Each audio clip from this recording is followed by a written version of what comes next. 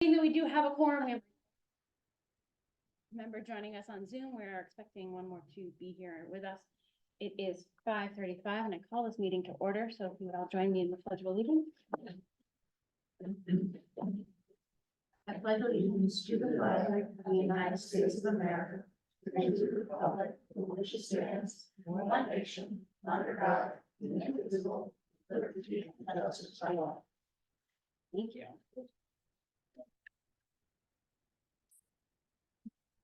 So our first order of business today, I'm going to turn it over to Dr. Spence. All right, thank you. First of all, good evening to the board, good evening to our viewing audience at home, good evening to our guests who are with us today.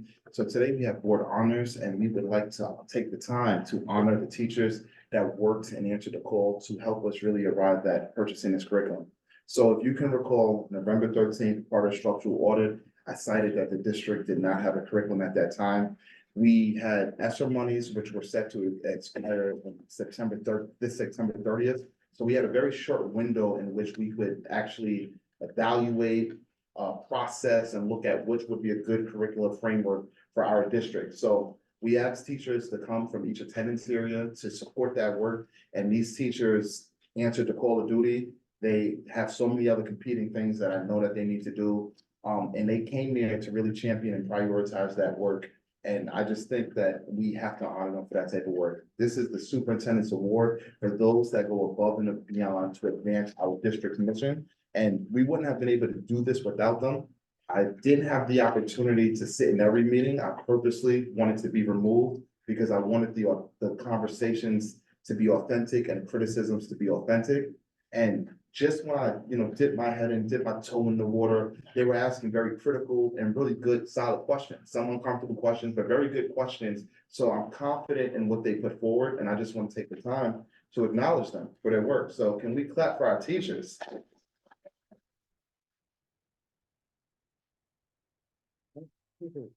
And so now Kristen will come up and we'll call them up so that they can receive their award.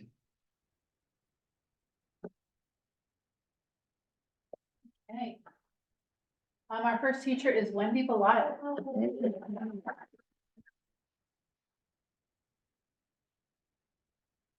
Our second teacher is Linda Furley.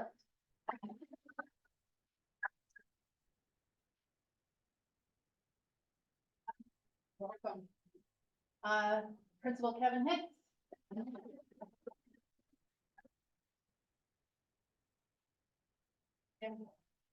Kevin co-led the math curriculum committee with me. Enjoy every minute of it. Mayor Angel.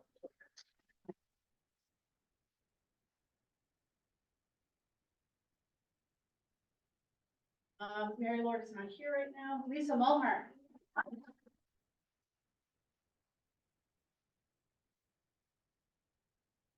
And while I'm in front of you, I've been needing to come back to a meeting and just say thank you so much. As you were going through that budget process, I know I came and spoke to you guys and really asked for that interventionist. And I just wanted to come back and say, thank you so much for listening and thank you for hearing teachers and thank you for being a support of schools. And for all you do, it's volunteer work and it's thankless. So thank you. Thank you. Thank you too. Thank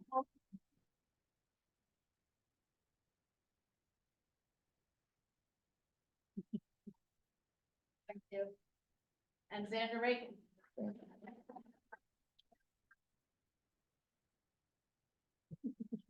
We had a number of teachers that couldn't join us tonight, but I have a presentation later on that will highlight all their names for you. Thank you. I just want to add thank you from all of us. I know it was in addition to all of the other things you all have on your plates right now, and it certainly wasn't easy and the timeline was short, and we are really grateful and are looking forward to next year and the year after that and the year after that as things start to come together here, and really appreciate all the time. So I just want to add to that. I also want to thank our Director of Curriculum Instruction. Give Kristen a round of applause.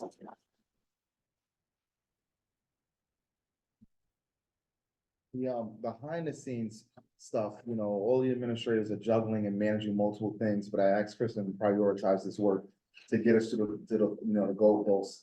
Ideally, if we weren't worried about extra funds, the process wouldn't have been truncated, would have been a little bit longer. We'd have been able to massage things, but I think, this body, the work that they did to really get through, top tier, and again, this will help us for years to come. So very proud and just happy that we were able to accomplish this.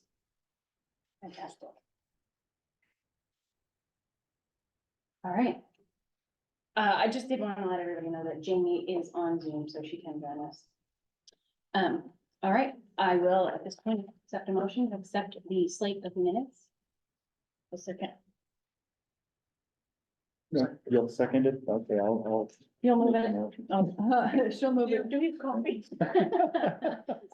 You wanna have a tag team tonight? Perfect. All right. All in favor? Oh, sorry, Jamie's online. Ms. Teague, Teague, yes, sorry, guys. it's okay, we're glad you're with us, even though you're not feeling so well. Jenny, yes. Sarah, yes. Joe, yes. Kevin, yes. Alyssa, yes. Thank you very much. All right, is there anybody here in the public joining us who would like to speak tonight? Hi. Here, if you wouldn't mind coming right up so we could see you and introduce yourself, that would be wonderful. Here, okay, is that all right? That's perfect, Okay. thank you. Wonderful. Hi, everyone. My name is Brantley Palmer. I'm a Fall Mountain Regional High School alumnus from, 2004. I believe in the last school board meeting, my proposal was brought forth to you about making a documentary about the Fall Mountain football team. And, so I'm just here to discuss that and answer any questions the board may have about that. And yeah, Does anybody have any questions for Mr. Palmer? Oh, go ahead. Well, I was just gonna say, I thought that, you laid out an excellent, set of documents there for us to go over, and I think, it looks good to me, but I'm, of course, not a lawyer. I'm not either. I mean, I think my lawyer looked over and legal for, I'll now look it over afterwards, yeah. Yeah, I second your comments. I thought everything was good. I think it's great that you're taking an interest in it and whatever positive exposure you could bring. I just am curious what our district lawyers have to say, just to make sure that everything is where it needs to be. Has that gone to? No, I wanted to give the board an opportunity, just in case there's any language the board wanted added there or removed. Once the board says it looks good, it will go to our legal for final verification of the review. Okay. Anybody have any concerns with it going to the next step? No, I mean, everything I read looked fine to me, but again. not a All lawyer. right, fantastic. I think it's really exciting that being a football player way back when it wasn't necessarily in its heyday, you're coming back to really celebrate these kids in this program we have now. So thank you very much. Yeah, I appreciate it. And, I just want to say, like, I'm really looking forward to it. I hope we can move forward. I'm happy to adjust language and everything if legal comes back with any thoughts and, positive stuff's already moving forward. I've talked to a former coach and got about 40 VHS tapes that have already. So can't take to work with so far. So, Were they some you'd seen before? yeah, some with me in it, in a run, so. All right. Yeah, so it's, things are moving forward in the background and I'm excited about it. So, thank you. All right, Great. thank you. Thank you. Thank you, everyone. Yeah, and please, if there's any questions by email, just let me know. I'll be happy to answer anything for everybody. Fantastic. All right, thank you, everybody. Thank you. Take care.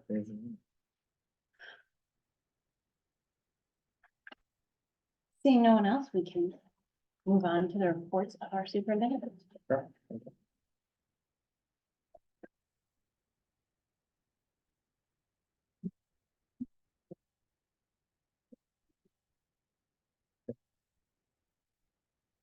I'm not my coffee kicking up. Excuse me, board. Superintendent's tired tonight. So okay, all right. Again, good evening to all parties. Good work happening in Fall Mountain.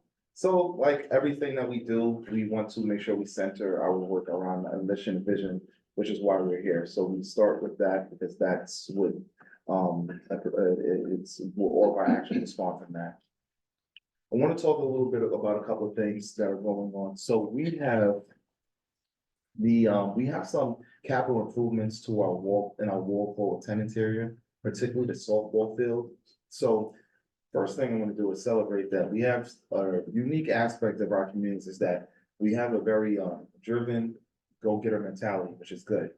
It's very unique to our community. It's actually a very good thing because you don't have that type of involvement in other places. Our challenge is that they move very quickly. So we, as an administration, received sort of a proposal to make some upgrades to the softball facilities. And it's things like the mound, installing the cage, some of the pitcher facilities, all good work that we really champion. What we found once we received the request was that from an internal standpoint, we have very little structures and processes in place to really address community-led, community-driven capital improvement projects. So one of the things that we're working on through this particular action is looking at what sorts of things do we need to request from our community members so that they can be involved in the schools and the administration can be more efficient. And I'm gonna have to get up because I can't see right now. And so there's a GoFundMe page right now that's currently raised $18,461. There's an expected $20,000, so it's a sizable donation. One of the challenges is because of the way the GoFundMe is structured, the question is, in accordance to the RSA, do we have to hold a public hearing? Now, the threshold is $20,000, but because the expected amount is, even though it's under $20,000, but the expected amount is 20, that's the legal question. So our legal counsel has given us pause right now and said they want to look into that to make sure that we're in compliance with the intent of the law. The other thing, again, that I talked about that we found out through this process was we just really have a lack of established procedures around these sorts of events. And it's not that we want to put roadblocks to deter community involvement. I actually think this is a really strong investment and it saves us a lot of time on the back end. So I encourage all communities to do this. However, we want to make sure that in doing so, we are shielding the district from liability. Should someone install something and then they get hurt, who's liable? It will ultimately be the district. So that's why we want to make sure that we can establish a form that will go out community-wide for all our communities to make sure that we're consistent. Something else that we found, and as these sort of projects started to come to light, was that we had an improvement at the high school. There was no procedure in place for anyone working within the system to say, okay, I follow these steps. And again, we're doers here. That's what we do. So when we found out that there was a wall installed at the high school, our insurance explicitly forbid the wall. So if we didn't investigate that further, there was a potential liability issue. So that's really the impetus for really providing structures so that the district can at all times understand what work is being performed, what's the expectation, the work is expected and inspected, et cetera, et cetera. So we're working on that, but because the work has already done, and it's particularly in tenants area, we are fast tracking getting this done. So I have asked central office to prioritize this as we're working on other things to make sure that we can get this done with the understanding that we're gonna build some structures in the future. So that's currently where we're at with this particular project. It's just a matter of the RSA. What's the intent and where do we fall within those guidelines? Once we have that guidance from legal, then we'll be clear to, figure out how we're gonna get the monies, et cetera, et cetera. Lori, did I capture that correctly? Yes. Okay. Just to be rest assured that we have a rider that now covers the law. Oh, yeah, that's it. Yeah. We Lori took care of Can I ask a quick question, sir? What's the turnaround from legal on interpreting a standing law like that? I would imagine, if not tonight, maybe tomorrow. So the question was asked on Friday. Okay, We sent him the stuff, but we've been, he's been busy working on some things for us. So I don't think that this should be something that should be long. This is really quick. I just know he needs to do a little bit of research and digging and make sure that we're okay. And, so that's also goes into the procedures. Because in the future, we can structure it in such a way that we're not circumventing the law, but we have less of a roadblock. So that's why we need to get a procedure in place so that we can structure the monies in a way that's a lot easier to accept. Because once it comes into the district, we're subject to the law, et cetera. And so again, what we found from this is that we have for community-led capital improvement projects, there is a need for internal procedures to reduce liability, increase efficiency, and enhance engagement. So just as we're working through this, we are prioritizing this because the work has already done, but I want everyone to know that the central office is working on other things. So when we get things like this, we have to stop what we're doing and prioritize and manage these different things. And sometimes we're at capacity. So it's not that there's any reluctance. It's just we're juggling different things. And we gotta be sensitive to the fact that there's only but so many people in the office. But like I said, we are prioritizing this work to get this done because we understand that we're in softball season and we want to make sure that we can make the improvements to the field. Personally, we feel that this is good work. We should do this. It's for kids, it's gonna benefit kids, and it's gonna help us in the long run. So we're really excited about it. Again, we just wanna make sure that we're safe about how we do it. And then again, I need the school board to provide the superintendent with the authorization to accept real property. So if there are donations coming in and there are donations for real property, I do not have the authority to accept that. It would have to come before the board. The board can grant the superintendent in perpetuity the authorization to do such, or the board can say it needs to come before the board. That is at the board's pleasure, and you'll have to take an action on that. And then it's just lastly, as we are sort of reorganizing and putting structures in place, we're trying to honor the tradition while safeguarding the institution. Again, if you think about the example that I just spoke to with the climb wall, we want to honor people who want to improve our facilities because we have a very involved community. But we want to be safe about it to make sure that people aren't hurt and that the district isn't liable for anything.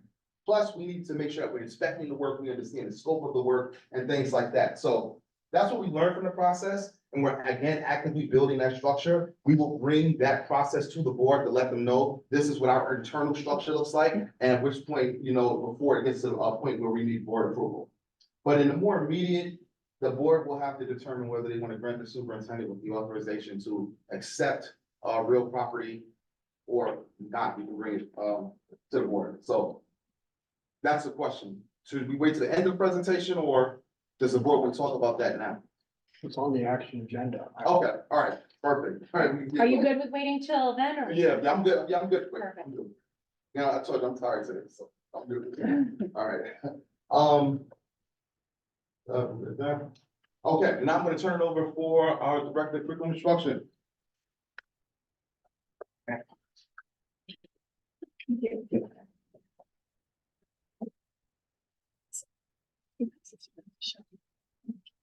Hey, everybody?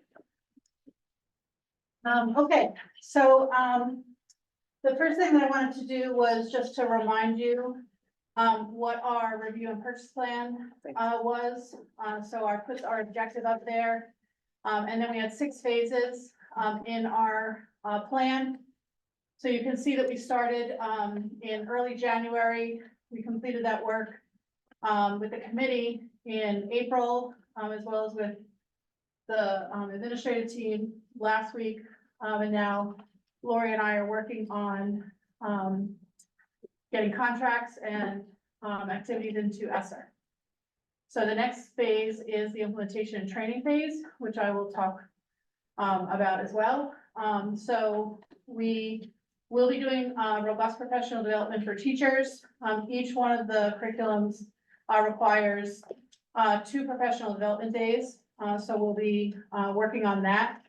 Because the program is built for a regular school year, both programs have a scope and sequence, which is really how you should move through the curriculum. And so what the pace of that curriculum should be. Most of those programs are built for about 150 days because they build in for assessments, for project work time, things like that. Most times when you implement a new curriculum, you cannot implement 100% of that curriculum. So there needs to be a modified scope and sequence. So we'll be working on that for year 1, but it says year 2. So I don't know why that says year 2. I apologize for that. And then that implementation plan of how we're going to continue to provide support to teachers throughout the year, as well as in years 2 and 3. Any questions about this slide? All right, we'll move over to, it's up to me to do that. Do I just press this big black button? Great, okay. All right, so at the top of the screen, you can see who was on our K-8 ELA team. I've also identified which school they were part of. So just as a reminder, we had teachers on here, we had representatives from special education. I also had representatives from the administrative team. Corey Leclerc co-led the ELA curriculum committee with me. She has a background in literacy and in English, so it was very helpful to have her. When we were looking at curriculums and the resources, we also evaluated against a rubric the 4 curriculums, 2 for ELA and 2 for math. The 4 areas that we were looking at was focus and coherence. So how well do they match the standards that we're looking for?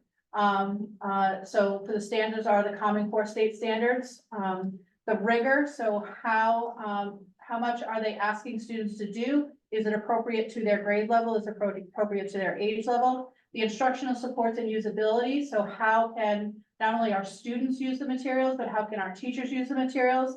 And then also the professional development support. So what does that look like from each of the companies? So when we rated each of the curriculums, after teachers and the committees had an opportunity to look at the materials, we rated them by each one of the areas. Then we had conversations around each one of these focus areas. And then really through consensus building, made a decision around which curriculum was the best curriculum for us. And that ended up being Wit and Wisdom from Great Minds. So some of the comments that came from the committee, I just put the 3 up there, is that it is currently aligned, and we've talked about this before. So Foundations is aligned to Wit and Wisdom, and we bought Geodes last year and trained teachers last June. They've been using that in K2 classrooms this year, and it is aligned with that as well. It does emphasize depth over breadth, and there are lots of opportunities for real world connections and application to the real world. There's also, it's also a knowledge building curriculum, which means that it brings in social studies and science and other content areas. And it has an abundance of assessment tools. And one of the key pieces that the committee really liked was the fact that one of the assessment tools provides immediate feedback to students. So students can see what they're doing wrong. Questions about Wit and Wisdom?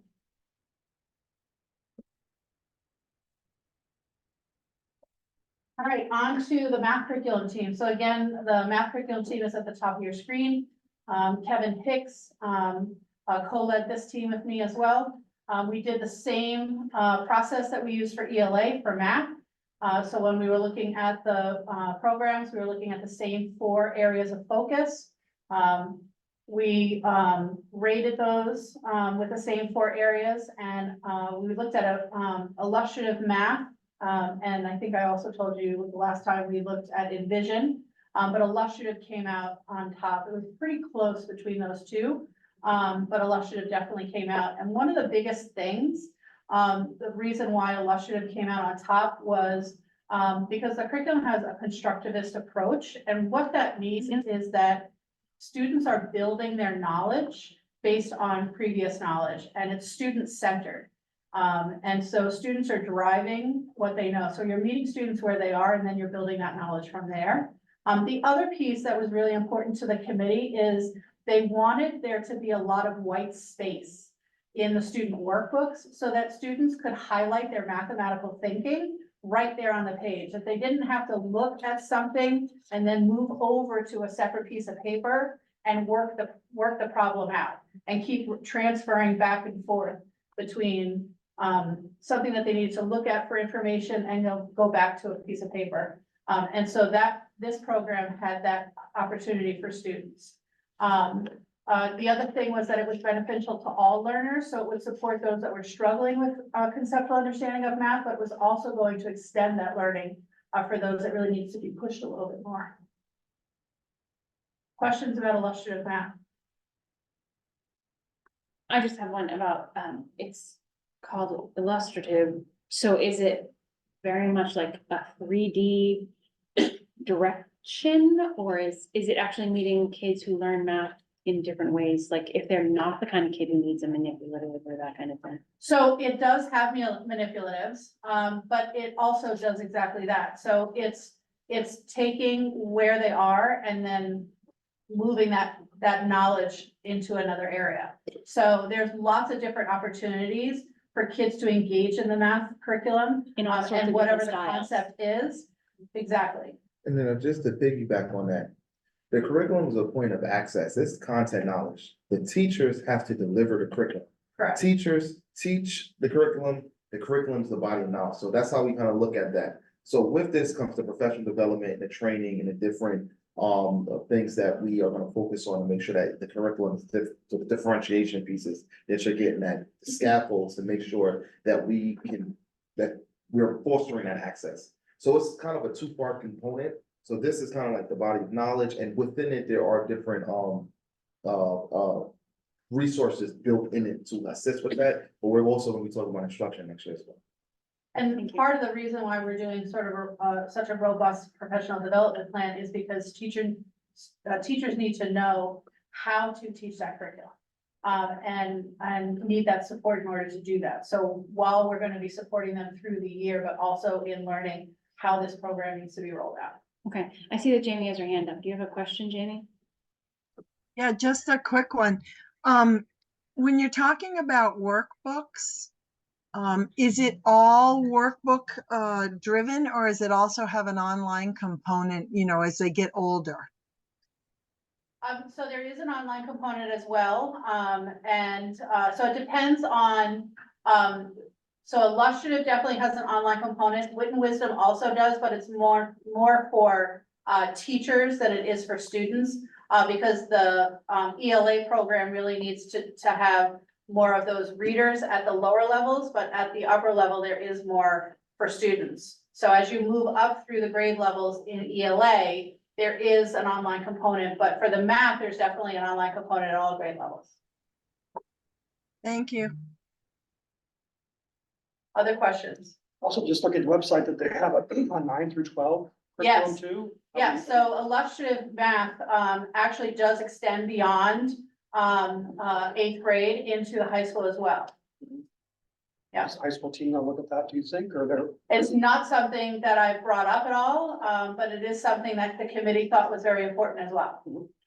Right now, there was work prior, I believe last year might have started, where the teachers at the high school are building curriculum. So they've already begun their work, so we'll have to look at that and, audit it to see, to what extent it's aligned to the standards. But that'll be the focus right now. We're trying to strengthen that K-8 to make sure that all of the kids come into the high school with the same content, knowledge, and skills, etc. But we'll be focusing more intently next year at the high school. And some of the work that Dr. Spence is talking about was in preparation for the NIAS visit. So that's part of what that work was. Other questions? Trying to think of a way this doesn't sound too sloppy, but if I'm hearing right, we didn't look at the high school curriculum before we looked at elementary curriculum, is that? So the In high terms of the continuity piece, So no, okay, and which is pretty typical for school districts. High schools typically are pretty standalone because their courses are so specific.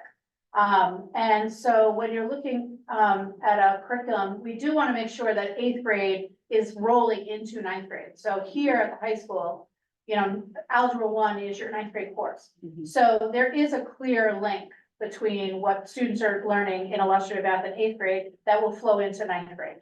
But once you get beyond that 9th grade, now you're looking at geometry, you're looking at algebra 2, I think we're gonna be introducing trig at some point. There's trig built into algebra 2 and algebra 1, but then you're moving into these other classes. So you've got statistics, you've got AP calculus, there's all of these other courses. So because you've got those standalones, lots of times your high schools will tend to have,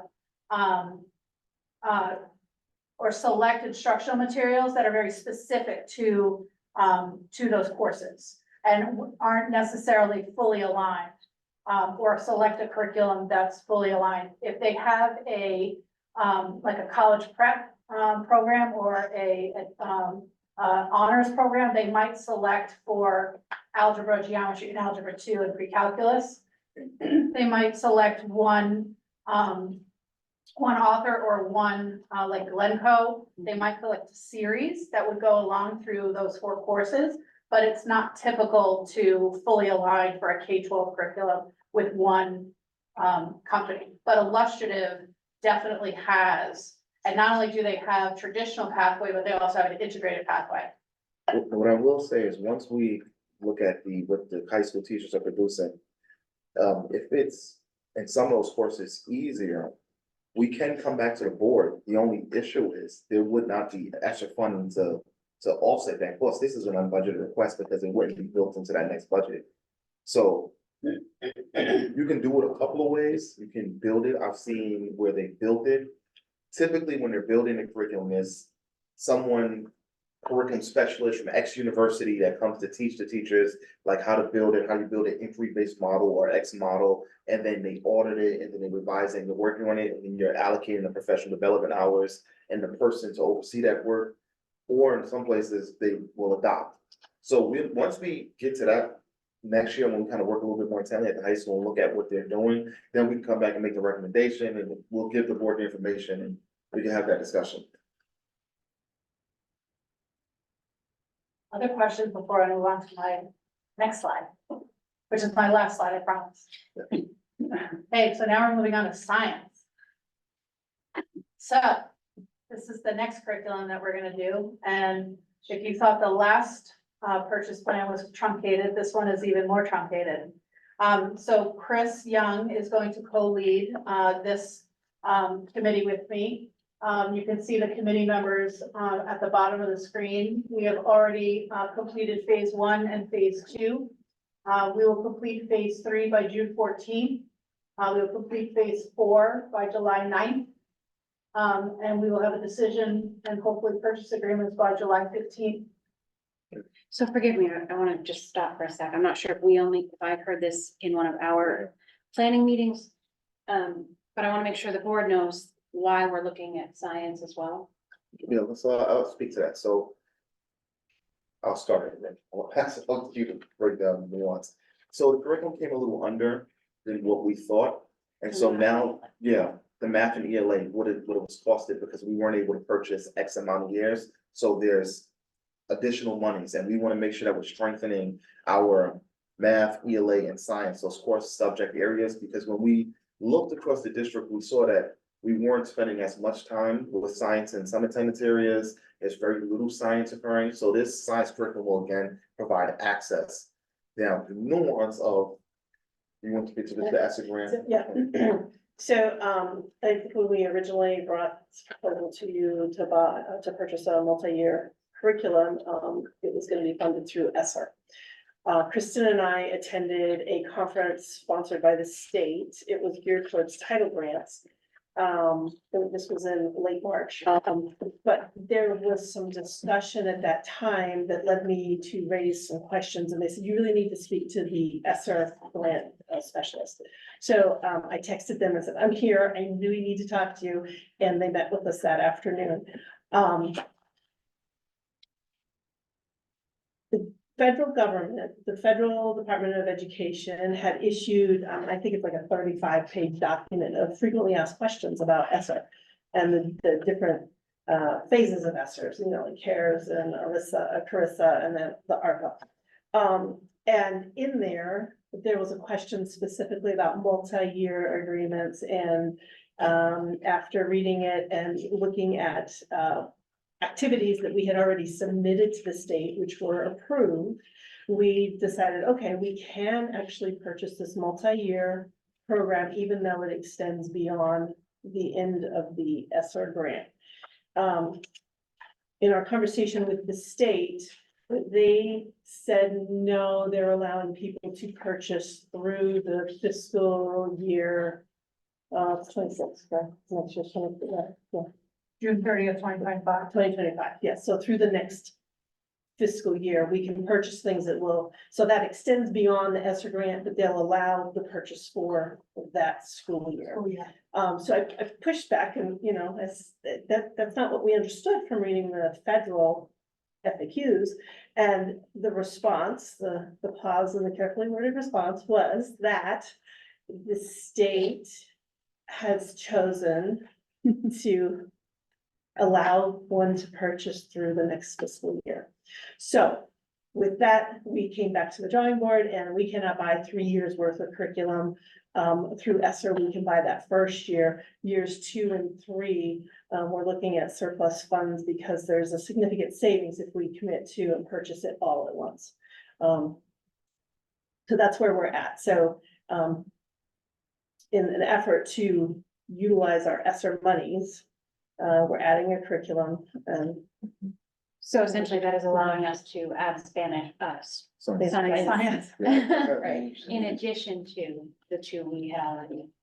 Yes. And Talk I about just, it. I also want to make sure that, that it's understood that when we had the conversation about doing the science, because we are implementing 2 curriculums, particularly for the elementary level, we would not implement science at the elementary level. That we would only implement this in the 3 middle schools. So even though we would purchase those materials and we would select those materials, or even though we would select them and we would be able to purchase them, we would not implement yet. We would only implement at the middle schools.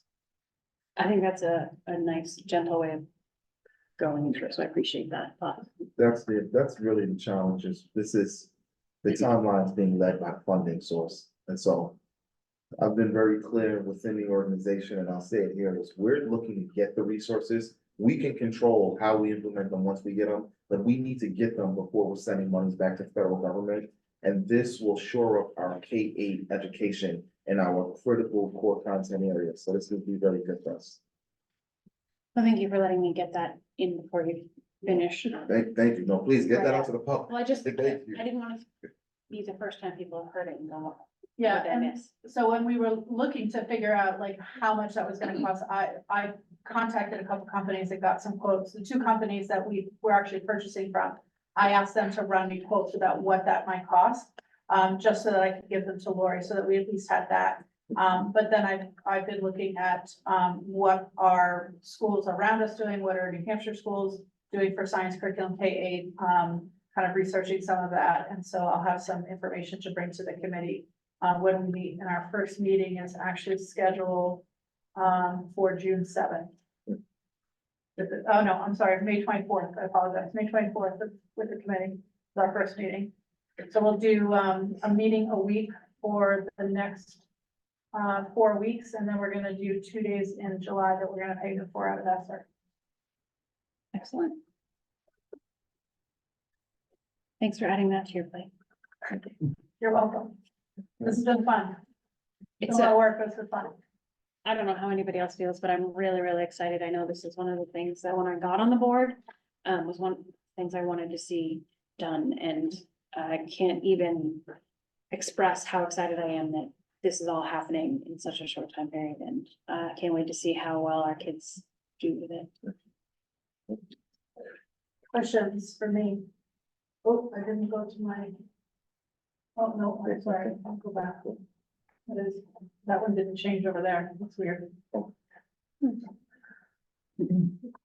Any questions for me before I turn it over to Bill? All right, and a word from our human resource director. You. So to be with you tonight. Want to talk about what I think all of us probably agree is our most critical challenge right now in terms of our HR priorities. And that would be special education recruitment and retention. So Sandra's here and she's gonna help tag team this and give you some statistics that are a little, I think, a little scary. We have a lot of company in terms of this problem. This is I think certainly a region-wide, if not a nationwide problem in terms of the supply compared to the demand for special education teachers and related services providers. We've been talking about it as a team, and we have some thoughts that we'd like to share with you tonight about a plan to address some of this. So I thought what we would do first is have Xander give us sort of a current state of where we are in terms of our special education related services Sure. needs. So, just like Bill said, this isn't a regional problem, this isn't a state problem, it's a national problem. 63% of the school districts in the nation right now are short in special education. So I want us to keep that perspective as we talk about this. Here we are in a little bit of a crisis. We have 26 positions that are related to special education open in this district. That includes paraprofessional positions. So when we look at teaching positions, right now, as of today, I have 3 open special education teaching positions. I also know that there's an additional 2 that might be teetering, so we'll see what happens. Related services, we have about 11 open positions at this point in time in our related service department. That's about a 44% of our staff that's not returning, and that's for a variety of reasons. Some of it's advancement, so it's hard to fault anybody who's advancing their career. Some of it's moving closer to where they live. Some of it's wanting to be in an environment that has more social opportunities and less schools. I hate to say that, but our related service providers do travel from school to school, and it's hard to become part of a school community when you're going from school to school. Some of it has to do with salary, that there's other advantages for them to go elsewhere. So there's a combination of factors coming into play. Paraprofessionals, right now, we have 14 open paraprofessional positions, and again, that is of today, that could change. But that's gonna have a direct impact on our service delivery. When this occurs, you know, when I say 26 allowed, I do gasp a little bit myself, and I think, well, we're in a rebuild phase. And when you go into rebuild phase, how I approach this is, don't panic. We've got a problem, take a moment, and I almost view it like, think of it like a restaurant. I've got like a 6-page menu going out, and I back up and I'm gonna say, we're only gonna do a page right now. Like, take a moment, pause, what can we do well, and where do we begin? Because we can't stop. I can't close the restaurant down. This thing has to continue to function. And that's where I reach out to the superintendent, to the business admin, to Bill, our HR person, and we director, and we talk about this, and I brainstorm with them. And that's what Bill and I have done, is we brainstorm together to say, where do we begin and where do we move from here? And personally, when we talked about it, we have to begin with our special education teachers. That's a have to, and they have to be in person. I cannot go remote. We can talk about remote and getting really creative with our related service providers. It's not ideal, but we can make that work. But we have to start with our teachers, start feeling. Bill. Okay, so, we put our thoughts together on a blitz type of, pilot recruiting effort, that would commence as soon as possible through the end of September. So you see a couple of different options here, and you know, these are not unique. These are things that organizations have been doing for a long time in terms of, you know, acquiring talent. But that our first is that we would sort of peel off the special ed teacher positions and look to contract with staffing agency to help fill those positions. That would require us to put some money down up front as a retainer to have those positions filled. And then we would, if we're lucky and we are able to attract and hire some folks, there would be, I think the fee would range somewhere in the 20 to 25% range of starting salary. So it's a big outlay, but it's something that we can't really do on our own. So that's one lever we can pull. Another is to develop and pilot an employee referral program. We don't have that right now. Many districts do. And so this would give us an opportunity to engage our entire district in helping us to find qualified candidates for all of our positions, including, of course, these. So the way that would be structured is that, and there are different ways to do this, but we would provide someone with some amount of money for a referral. It could be as little as $100. But we would provide them a bigger amount of money if that referral resulted in a hire that stayed around for 3 months or 6 months. We have the option to kind of define this however we would want to do that. And that could be what is Conval is like, it's total of 1,000, right? It's like, so it's a nice number. You need to have a decent number to get people's attention. But again, we need to think about and explore what some of our competitor districts are doing in the space with everything I'm talking about right now to make sure that we're being sound in anything we develop. Signing bonuses for related services staff. We have all of our special ed jobs and are soon to have all of our jobs posted on Ed Jobs New Hampshire. And that's great for us. It gives us more reach and more exposure in the education segment. but it also gives us access to competitive information. So, and any of us can go into Ed Jobs New Hampshire and type in special ed teachers and see what's being offered to those teachers. I did that just before I came here. One of the districts, I'm not sure where Greenfield, New Hampshire is, but I don't think it's like a seacoast. It's area. actually near near It is. Portsmouth. I've played, the Portsmouth Country Club is right there. Oh. I've actually played that. It's a beautiful course, but I don't know about any of their schools. But that may explain why they're offering $5,000 signing bonuses to special ed teachers. And they're not the only one. Keene is doing the same thing. So, I don't know if we need to go that far, but it's just, this is, information that we're gathering to help us make smart decisions about how we invest in this recruiting effort. And then finally, retention bonuses.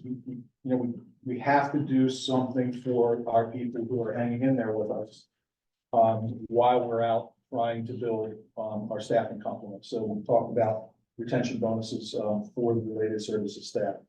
So again, the purpose of talking about this tonight is to bring you into the picture and engage you on our thinking in terms of where we've come so far. We still need to do some research. All of these actions, because we expect them to basically conclude by the time the school year starts, are subject to grant funding.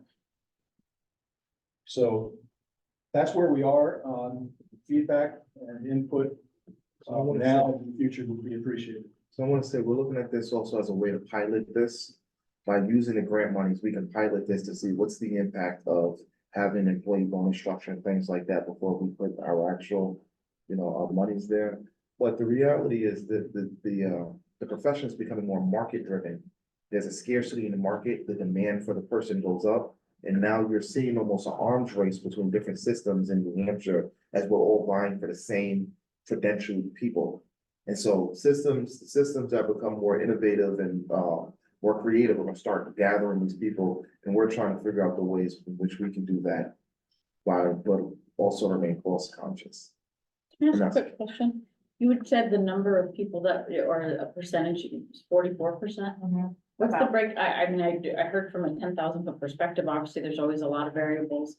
Do you guys have an insight as to real numbers as to why people are leaving in terms of kind of planning backwards?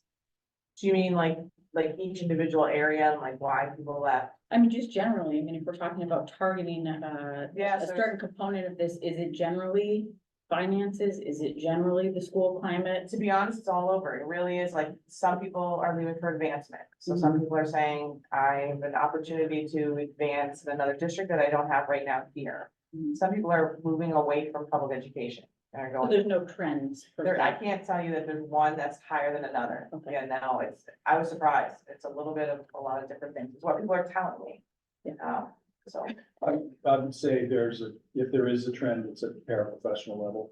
well, yeah. I mean, that's finance. I mean, that's Mhm. economics. I do see that Jamie has her hand up, so we could go to Jamie next. Hi there. Yeah, I have a couple of thoughts on it.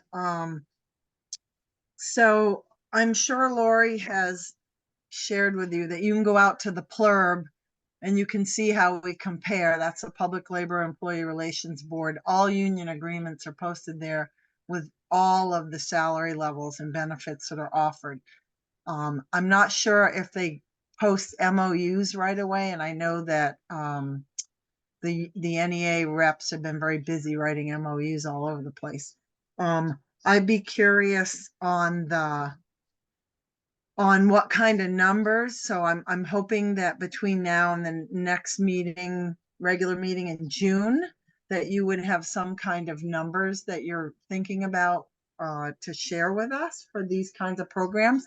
And then just one step further, I know we have a limited amount of time and a limited staff, but have we looked at, it's not just a problem of people leaving the profession. I don't know that anybody's entering the profession.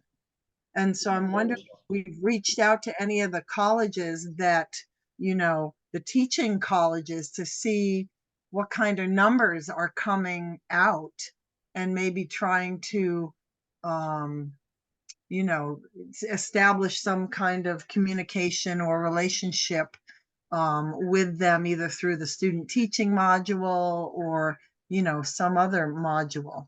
And then take a look at where our starting salaries are, right? How do they compare to the rest of the ones in New Hampshire at the starting side? You know, and then there's a couple other ideas that I think we had discussed about trying to attract, you know, kids, or they're kids to me, they're adults, but they're younger than I am. So, you know, young adults out of college to our area, you know, with some kind of, perhaps it would be non-monetary for us, but it would be monetary for them if they had young children and they might fit within our walls. So just a few thoughts, and I'm happy to, you know, I think it would be a great discussion maybe for our workshop that's coming up. Thank you. I've had an ongoing discussion with King. If you remember from the 100-day plan, I met with President Treadwell, a meeting with the representative from King tomorrow. So it's exactly what you're saying. There just aren't people going into the profession. And some of this, I think, is pandemic driven. So when I was at the superintendent's conference, there were other superintendents that were saying that people were saying, if it's not hybrid, I'm not even coming.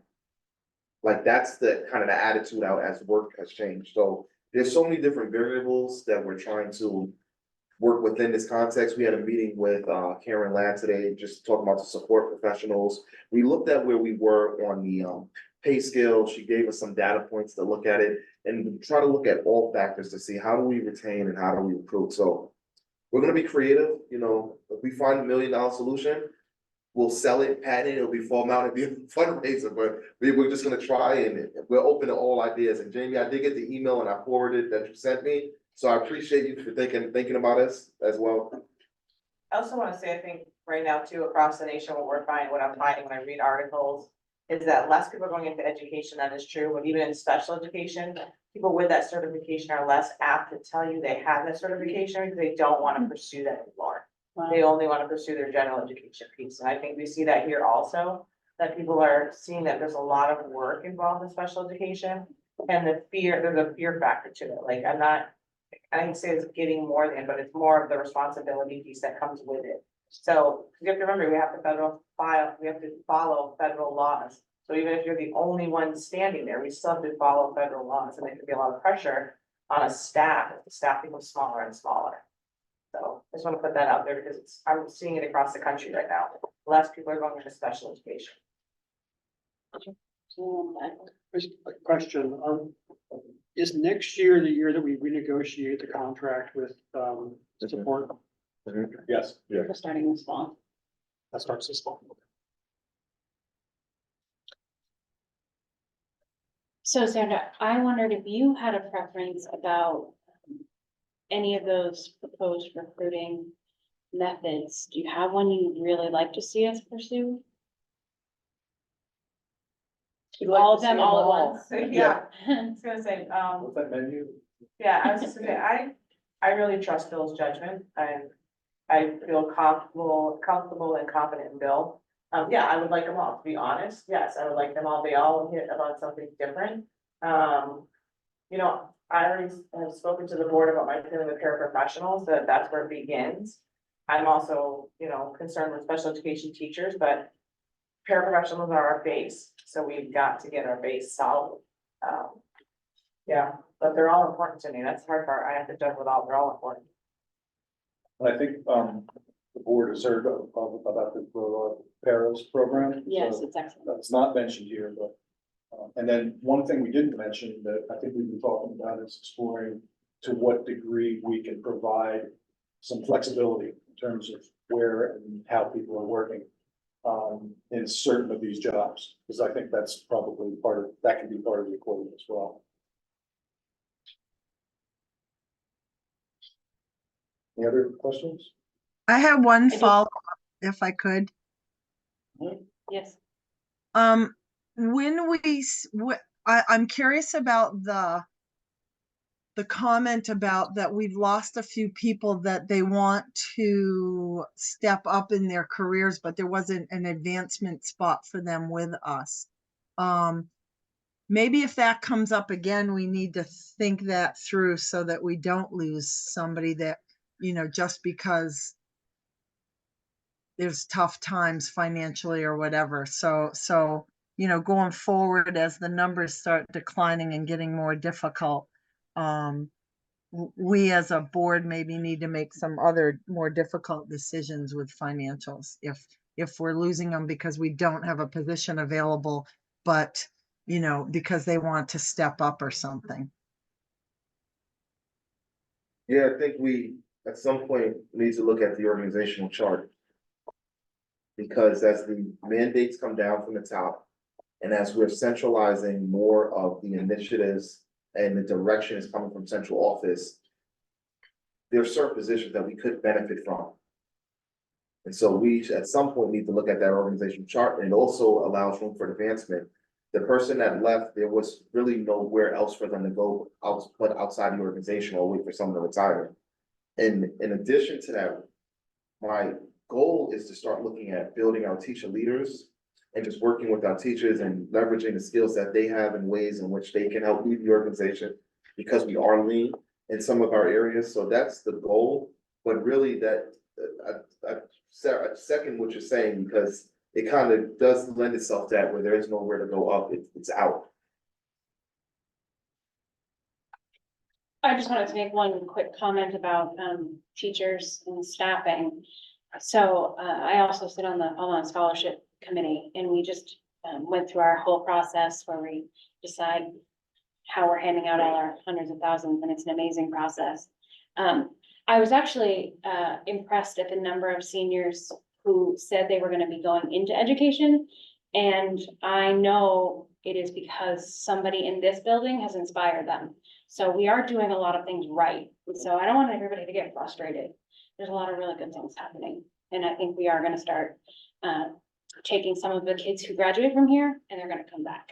And I would love for us to, at some point, start thinking creatively of how we can continue to maintain our relationship with those students, and how can we support them, not only financially, but support them throughout their college years so they continue to look back here. Because I think sometimes we disconnect, and then other things step in the way as people mature and grow, and just trying to figure out some way to maintain that connection so we do let people come back. I think we have an excellent counseling department, and they do a lot of that, and the scholarship committee does actually fund, they can apply for 4 years. So that is a way for them to continue to engage with us and be supported by our communities. So Yeah, maybe make that and maybe there's common some conversation. you get if you come back, you know, in that first year back. That's I an don't know. interesting thing that we could consider as well. I received a proposal for an organization, Educators Rising, where they kind of work with young high school students. They create like a chapter for teachers. They go on trips, and the intent is that they'll go to school and come back. And so they sent me a proposal. I'm looking at some of the things to see if it's a fit for this context, but it may be something that's worthy of exploring. It's something that we could get through grants. Not really expensive, like a small cost. I'm thinking somewhere about maybe $8,000, but they'll actually groom our students to be teachers. And they have other national opportunities, but I just haven't had the time to really vet this. I'm gonna put some more attention to it, and then if it's a fit, I'll bring it back and just let you all know what's going on.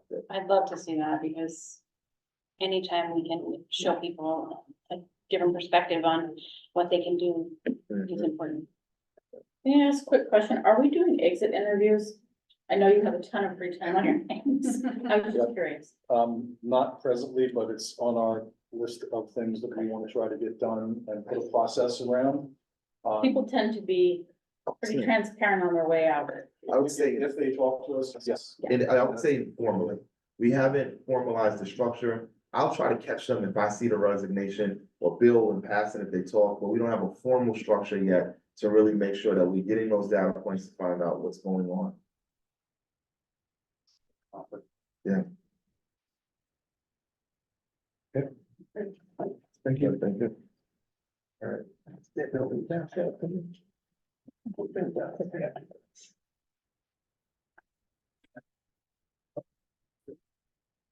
Yeah. Okay, that's right. Okay, so that's the, our report. Essentially, it seems like it's overwhelming. It's not. We're actually better off now than we were previously. We're just getting our structures and things in place. So it's not the end of the world. But this year, we really spent a lot of time identifying where the gaps are. And so for each issue, again, it goes back to the process. Similar to what we talked about softball, right? We found out we don't have a process internally for people to activate. Now we know we need one, we'll get one in place, and that'll be a structure moving forward that is not person dependent, but exists within within our district. So good things are happening. Did anyone see the not to keep y'all here all night, but did y'all see me in a helicopter? Did y'all see We did. the brief? Yeah, that was great. Thank you, yes. And you gotta see the You have to know on the Ackworth Facebook page, there were like a bazillion things. What's going on? There's all these helicopters. What's happening? What's happening? Oh my It's like, God. calm down. Well, we've had quite a few emergency people having strokes and having to be taken out by helicopter, but they were like, these were big helicopters. This is great. Oh, yes. helicopter." Yes, good things happen. Just wanted to, I was flying high. All right, okay, so, all you, you next? What are we doing What- with education? Oh, yes, where is? Oh, hey, how you doing? All right, thank you. Come on. All right, so, I want to introduce the board to, someone here from State Ed to talk about the migrant education program.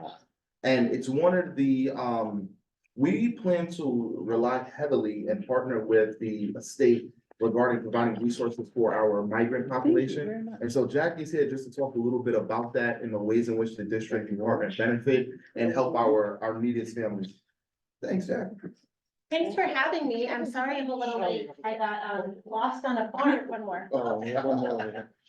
So there's, once you get out to the farms and then there's no GPS, it's hard to find your way around. So I'm really grateful to be able to spend a few minutes with you. I'll talk as quickly as I can. I have already had a wonderful time here in Fall Mountain. I've been able to do some training with your administrative team so that they understand how to identify these students.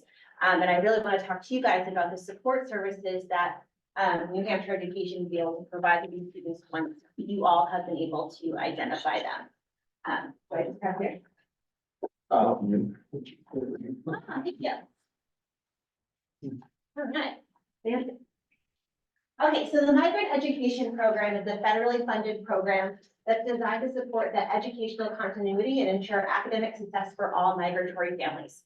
So when we think about migrants, I think our brains first go to populations that are coming from other countries to work here, but that is not necessarily the case. And especially in this area, it's probably not the case. What we're really talking about is families that are doing any kind of agricultural, seasonal, temporary work. Maybe they're in forestry, maybe they're in fishing, and they move between school district lines. So maybe you had a family working in Surrey at a greenhouse, and then they moved to Alstead. They're technically an agricultural worker under this system because they've crossed school district lines. So we really have to think about what a migratory student is. I prefer to call them mobile farm workers, even though the federal program does not call that, because it allows us to expand our minds a little bit more about who we're talking about.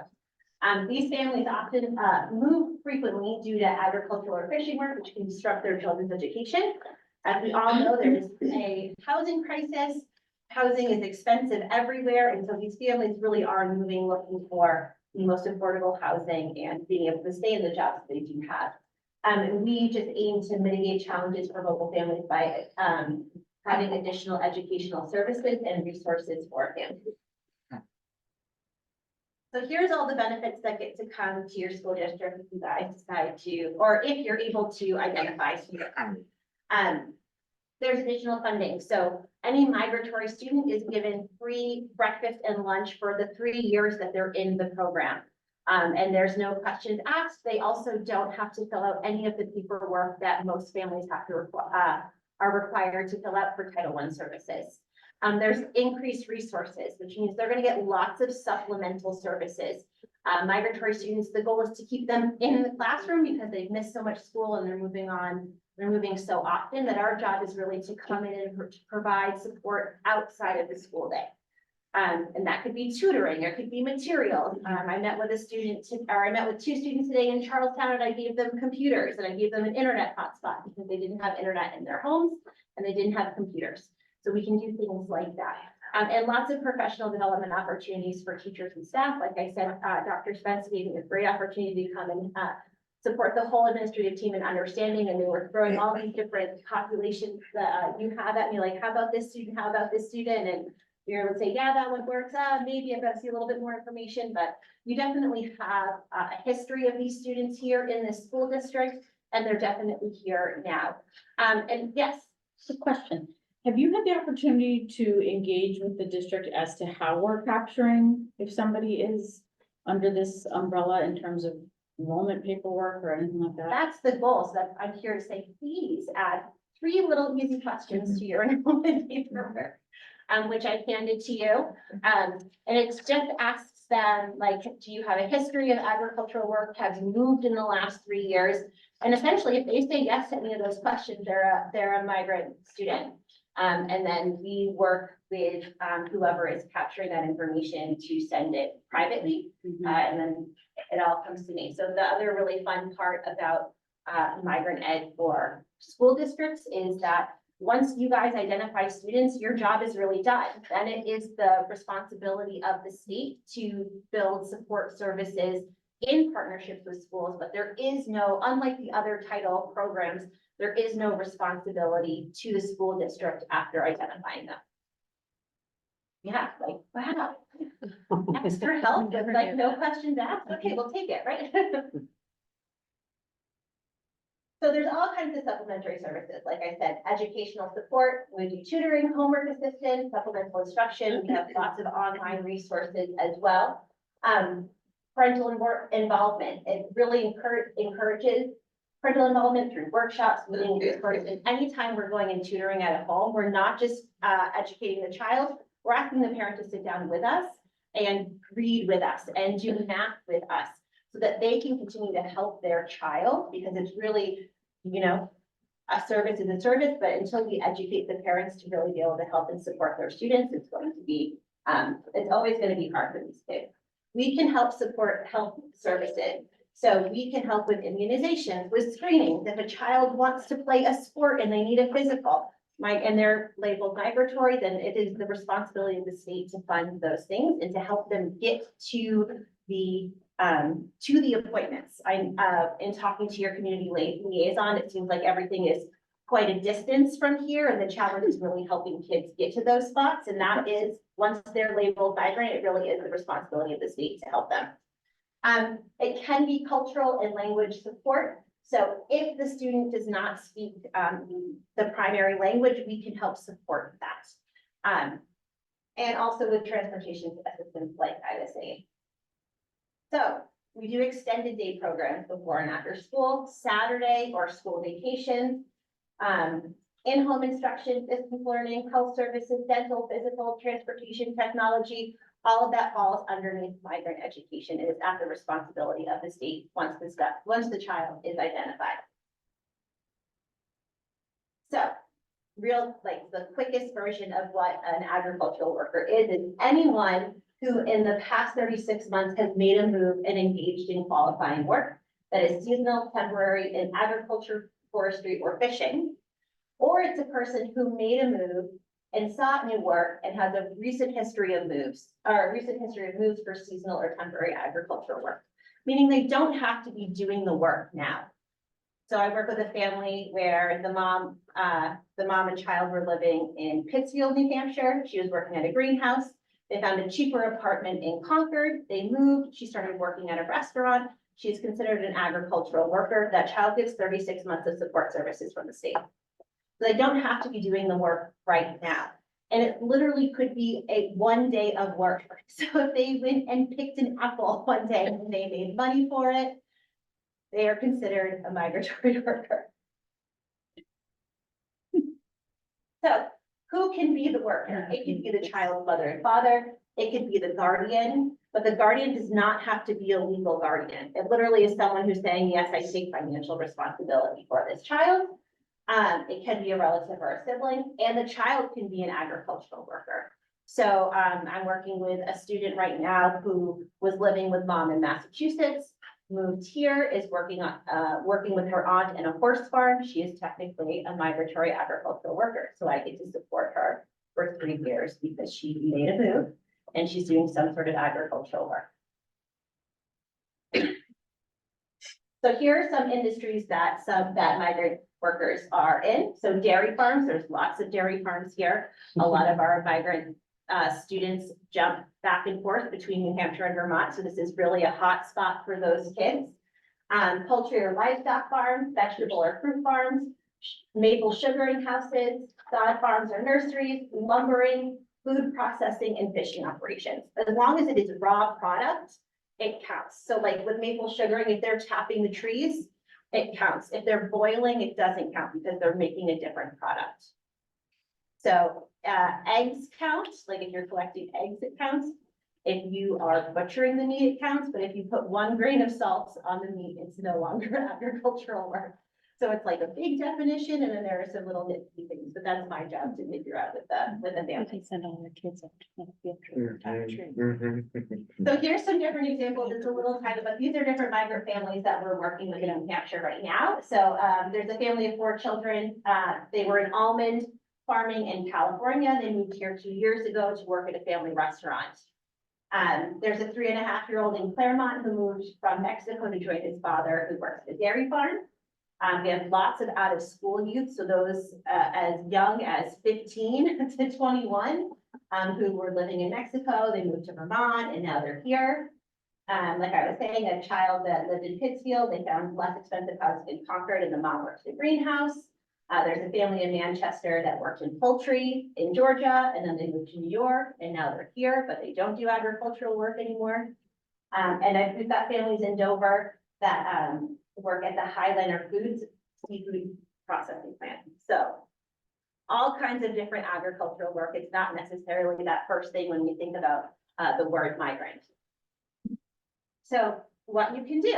So I would be very, very grateful, and I think your students would be very, very grateful if you added these 3 really easy questions, and I put that in your packet, about how to identify students.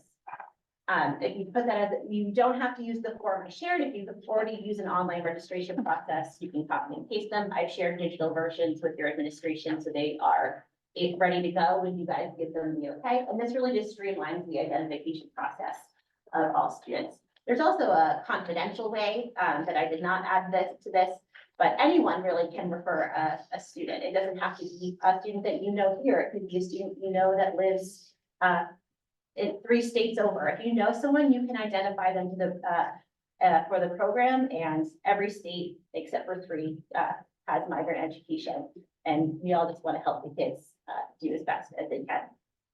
Is there a limit on how many miles? So if a kid moves from Charlestown to Ackworth for say 6 months to tap some trees, is that a migrant worker? Is Charlestown and Ackworth in the same school district? Yes. Then it does not count. So they would have to go from Charlestown to maybe Claremont, Yes. tap a couple trees. We'll come on back. Uh-huh. And it's all worker statement, which means I collect absolutely no like actual documentation that proves that they did this work. So if they said to me, yeah, last summer I picked apples for a day and then my family and I moved, I say, okay, great. Okay. Yeah. Yeah. Because of the confidential nature of the program, and because in general, across the country, you're dealing with undocumented populations, there is no ask for any kind of identification documentation, no birth certificates, no nothing. Information about these students as they're in the migrant program is kept on a completely separate server that only myself has access to for the entire state of New Hampshire. So their information is very much protected. If a student is identified here, what happens is the principal and the food service manager will receive a letter saying this student is now considered migrant. They get 3 years of free food, no questions asked, no paperwork needed. And the letter is the documentation for that. Yeah. Is this something that we can go back a few years? Yes. So, Anyone in the last 36 months. So you can go back through anyone that has moved here in the last 36 months, and if you think they fit this eligibility, I can be told, and then I do the work of working with the family and filling out the certificate of eligibility. with so many COVID moves, that might be an Yes. incredible resource for Mhm. those kids. So there's no paperwork. Are they still considered in our numbers for free and reduced lunch, which affects adequacy aid? So they get adequacy, it's still adequacy aid, but it's labeled as migrant instead of as Title I.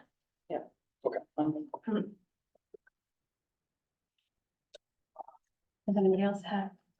Is there any possibility that they could expand this program to cover people that aren't necessarily, this isn't necessarily happening in agriculture? For Yeah. example, I know a few people that work in the restaurant business. Yeah. Restaurants closed, they gotta move over here, they take their kids with them.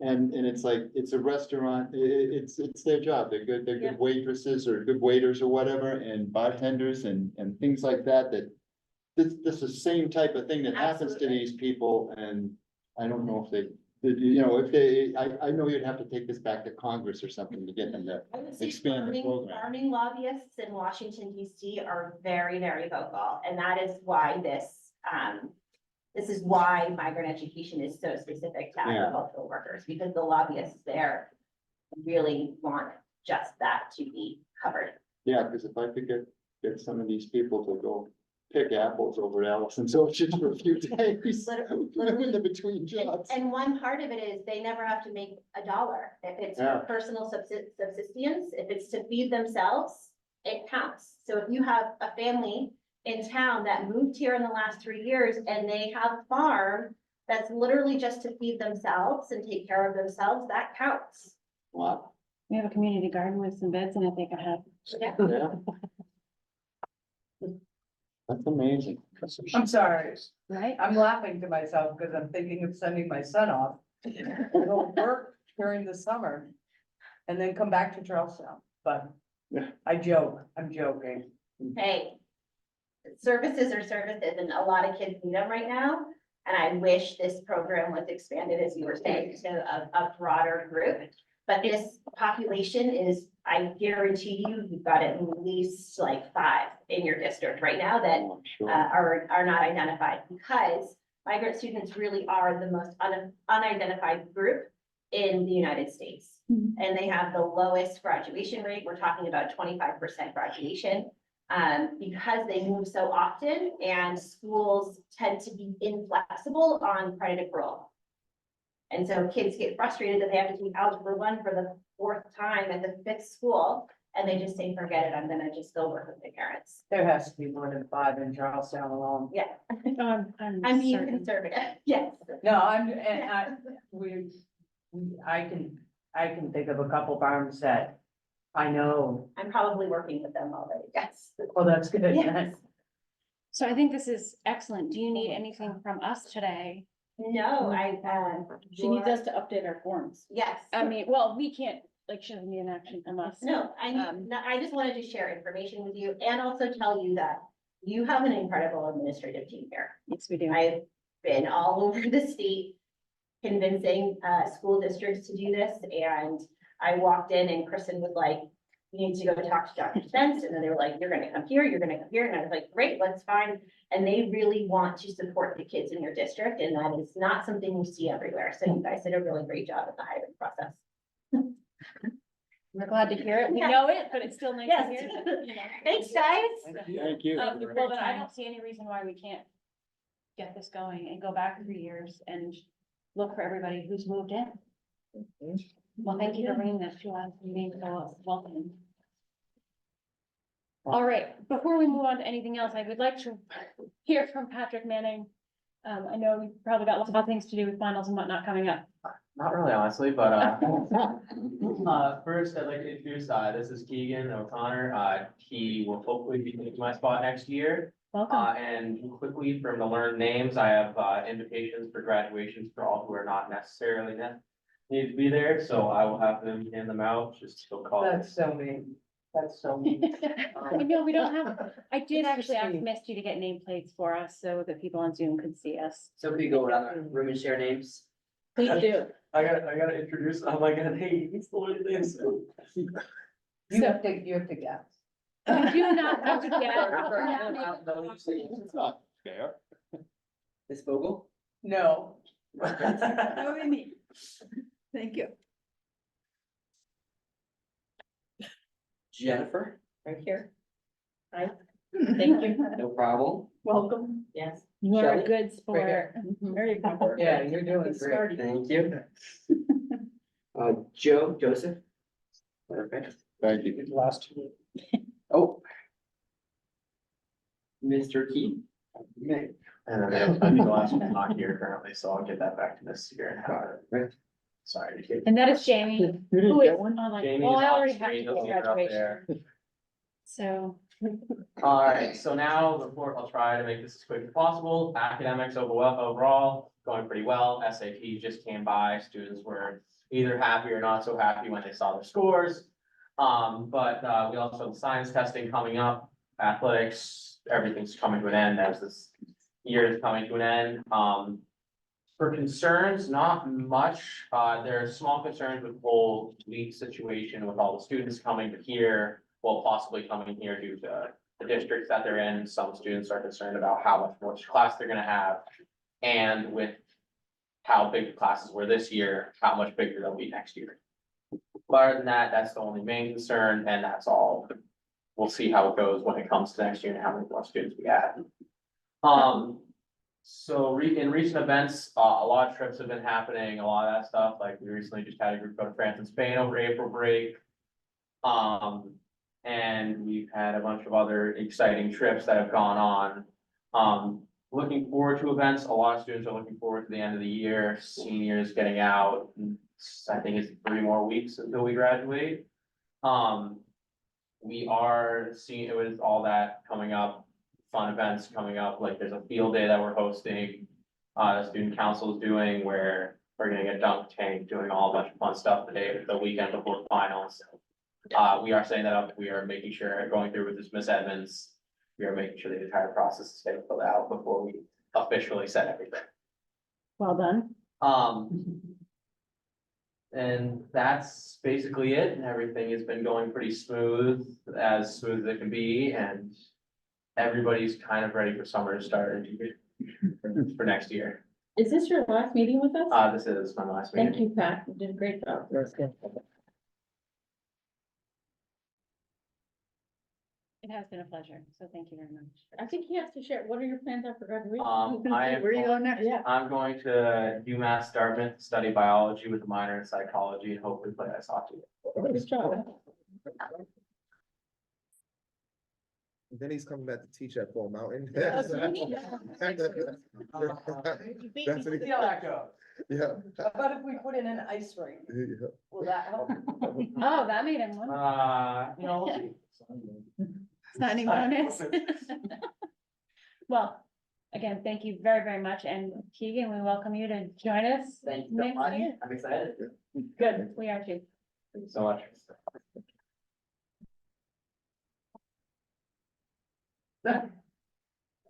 Graduation's on June 8th. I will not be able to make it. Oh, no.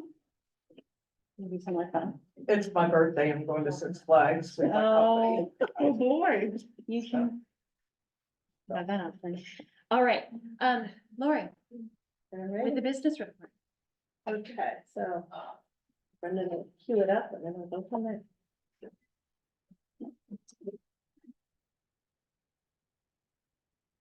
Actually, I'm going to, so normally I would jump right into all of the documents that are attached here. Later in the, let's see, what section is in the consent agenda, we have, authorization for conversion from a fuel tank to a propane for a local school. Bill is here and available to talk about this if that would be helpful. I believe we were going to pull that off the consent agenda to have that as a discussion. Okay, Yes. so could we do that now so he might be able to leave earlier? Can I have a motion to remove the authorization for conversion from fuel tank to propane in Walpole off the consent agenda and move it up? So moved. Do I have a second? Jamie, how do you vote? Teague says yes. Jenny, yes. Sarah, yes. Sorry. Joe, yes. Kevin, yes. Alyssa, yes, okay, thank you. So we're gonna come up and talk about the.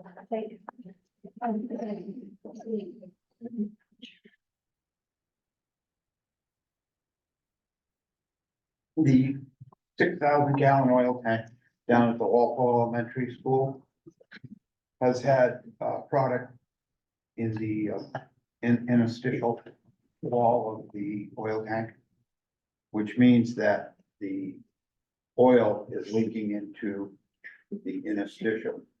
And it's a double wall tank, and the interstitial space is a fiberglass wrap between the steel tank and the fiberglass. And this is so that if you have a defect in the tank, it won't leak into the ground. We have had a tightness test last Friday. It passed, but there was product mixed in the interstitial. So that must be such a small defect in the tank that it just a small tiny amount is getting in. We, back in 2018, we converted the Charlestown Middle School boiler, took out the oil tank and converted it to propane with the idea of doing the same in Walpole. We just never put it back on the capital improvement plan. And now that the tank is leaking, we have a few options. I got a quote from the gentleman, the company that we use to inspect the tanks, which state requires it inspected every year. And every 3 years, the state has to send a representative to go around with them when they inspect them. We're in compliance, we keep that up, so that if we have a oil spill, we could use the funds. The state may help us out with funding of it, but to finish and install a new tank is $107,000. To remove the old one is $24,000, and if we do them together, it's $127,000. I've been getting estimates from a local contractor who is still trying to get some finalization on the engineering part, because with this, you have to have a closure report, which is about 15 pages. You have to have an engineer, soil samples and everything. Sorry to bore you guys. Not boring at all. With an oil tank, but, and just to convert the burner and remove the tank, he's saying it's about 70,000. So that's in addition to the number you just said, sir, or is that No, that's included? separate. This is one contractor giving me prices to remove the tank. Understood. Okay. The numbers I gave you were just to do the tank. It wasn't to convert Replace the it, okay. burner. The 70,000 is for taking out the roughly, and he's still hoping to get the fee. Is to remove the tank and then convert the burner to propane. We'll put either 2 or 3 1,000-gallon propane tanks on the property, and that's what we'll. And that was 70,000, you said? Yeah, roughly. The reason we need a second type of fuel is the pellets just won't keep the building warm when it gets below 10 degrees. And if it goes below 0, All kinds of you know, problems. it just won't keep up with it. So that's where we are. There's a couple of things we can do. We can put the tank into what they call a temporary closure, which we would have to pump all the oil out of it. And we would still have to test it every year. But that would give us 2 years to remove the tank. We can apply again after that 2 years and get another 2 years. But at the end of that second 2 years, we would have to put it back in service or remove it. So defer that removal. Yeah. piece. Okay. So that we wouldn't have to, spend the 70,000. We could just convert the boiler and burn it to propane and then do that temporary close. So so when you converted Charlestown, that didn't come out, none of it came out of capital reserves? I believe it did. So this would be coming out of Walpole's capital reserves? Capital reserve. Well, that's what we'll need to discuss, like, Yes. what's the timeline on this? Is it an emergency? Does it need to be done this year? Can it wait for next year's warrant article? We are in compliance. But we know we have a small leak. Whether it's when we put propane, oil in the tank and the level is up above the leak, and then as we use it, as we use the oil, it goes down below the defect. We don't know exactly where the defect is. And it gets held within that jacket. It's not going into the soil. Right, as long as the jacket goes up. So we could Question? put this on One the second. capital reserves for March. We're in compliance, Yeah, so we could, in theory, put it on the capital reserves for vote in March for Walpole. yes, Go ahead, Jamie. we would be, we would be gambling, but yes. Hi, Bill. Hi, Jamie, how are you? Good, how you doing? Wonderful. Hey, remind me, the boilers, this is at the Walpole Elementary School? Yeah. There's 2 boilers in there? There is one oil boiler and 2 pellet boilers. Okay, so you're gonna switch, we didn't switch out that oil burner to a dual fuel burner, did we? No, Okay, so we gotta put a burner in, and is that burner included in that cost of the 70,000, or is that outside of that? no, if we just converted to propane and did the temporary closure of the tank, you could do it for about 42,000, 45,000. Okay, so, You and could- then you- will the propane company we're dealing with, whom I don't know exactly which one it is now, will they put the tank farm in and own it? Yeah, Okay. And how often do we fire that boiler off for the shoulder season? 3 months? mostly 2, December and January, and then maybe a little in February. It Okay. depends on how cold it is. Yeah, We were lucky to get through this winter because we didn't have really the cold weather that we wanted to do. Bless you. This wasn't a normal winter. how much oil is in the tank, Bill? Today, Yeah, between 1,000 and 1,200 gallons. okay, so it's not that much.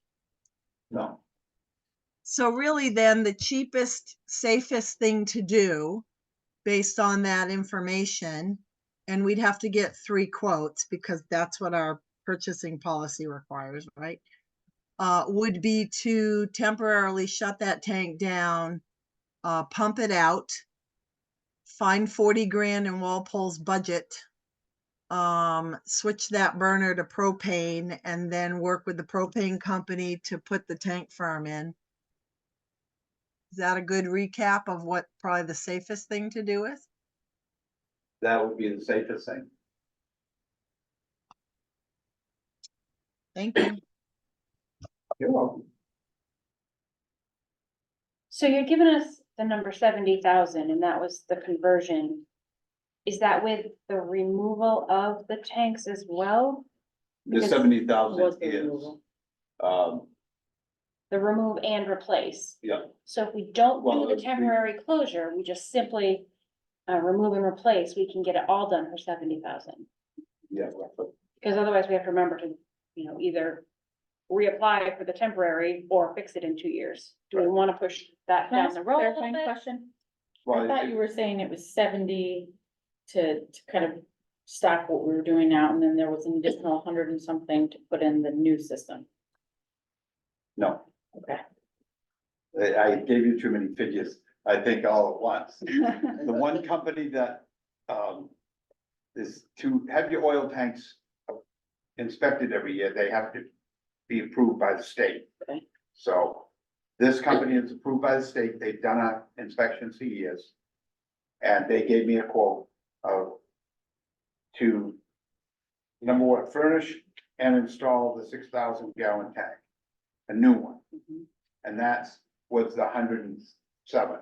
That doesn't include removal. No, Okay, got it. the second one was to remove and dispose of the existing tank. And that was 24,000. If we did them both at the same time, which, if you're gonna put a new tank in, you kind of gotta remove the old one. That's 130. Yeah. Rounding it off, 128. But did I misunderstand you when Jamie was speaking? She had said something, doing the bare minimum, and it was like, you said, I thought she had said like 40, somebody, I I said thought I about, heard I 40,000. said about 45.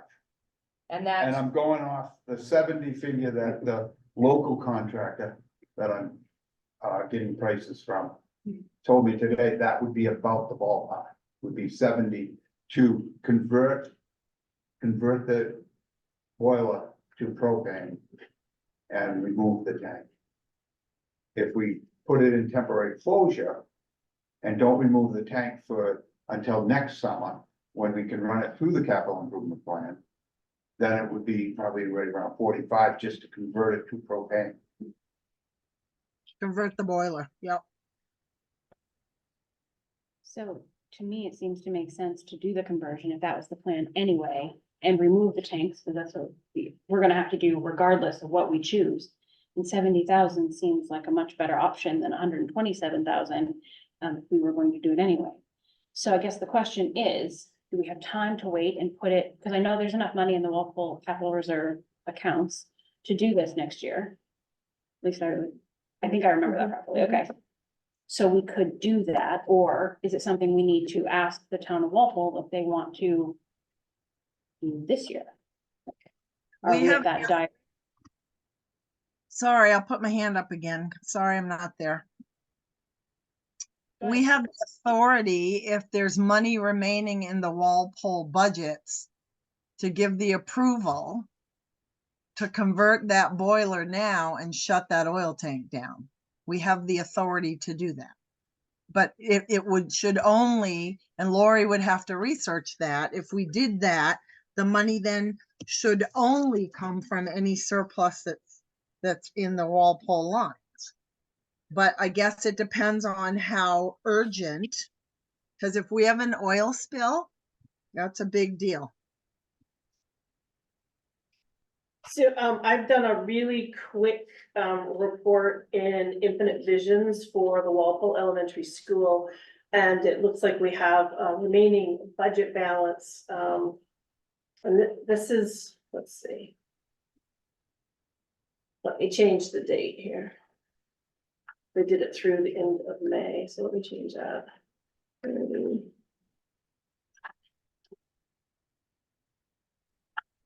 Sorry.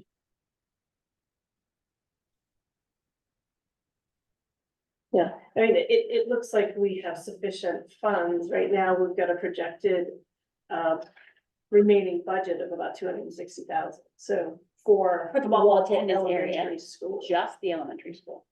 Yeah. Can Okay, I ask, can I ask one other question? The analysis. Thank you, Yes, Lauren. Jamie. So I was looking at the other documents and I just, so thank you for that information. I think that, when's our next meeting, Alyssa? 2 weeks, right? The 28th, 29th. Yeah, it's the Tuesday after Memorial Day. It's on Okay. Tuesday. Because of the holiday. We're having a meeting on a Tuesday. Because of Memorial Day. I understand. So because I would like to know more information about the next report of the project and costs intended to be funded by ESSER grants, so I can understand that document. Could we pen a decision on this one until our next meeting, if that's not too late, Bill? That would give you more time to get quotes, maybe. Yeah. I don't know how the rest of the board feels about that, but yeah. How does the board feel? Are we good with waiting? I think we have to wait until we have, you know, a solid number. Yeah. That we have the money there to do it. So I'm not So comfortable you doing said it on something about speculation. the state perhaps being assistive. What could we do to be helpful in pursuing some of those monies? You had Like- said that the state potentially could be assistive in mitigating some of that replacement cost.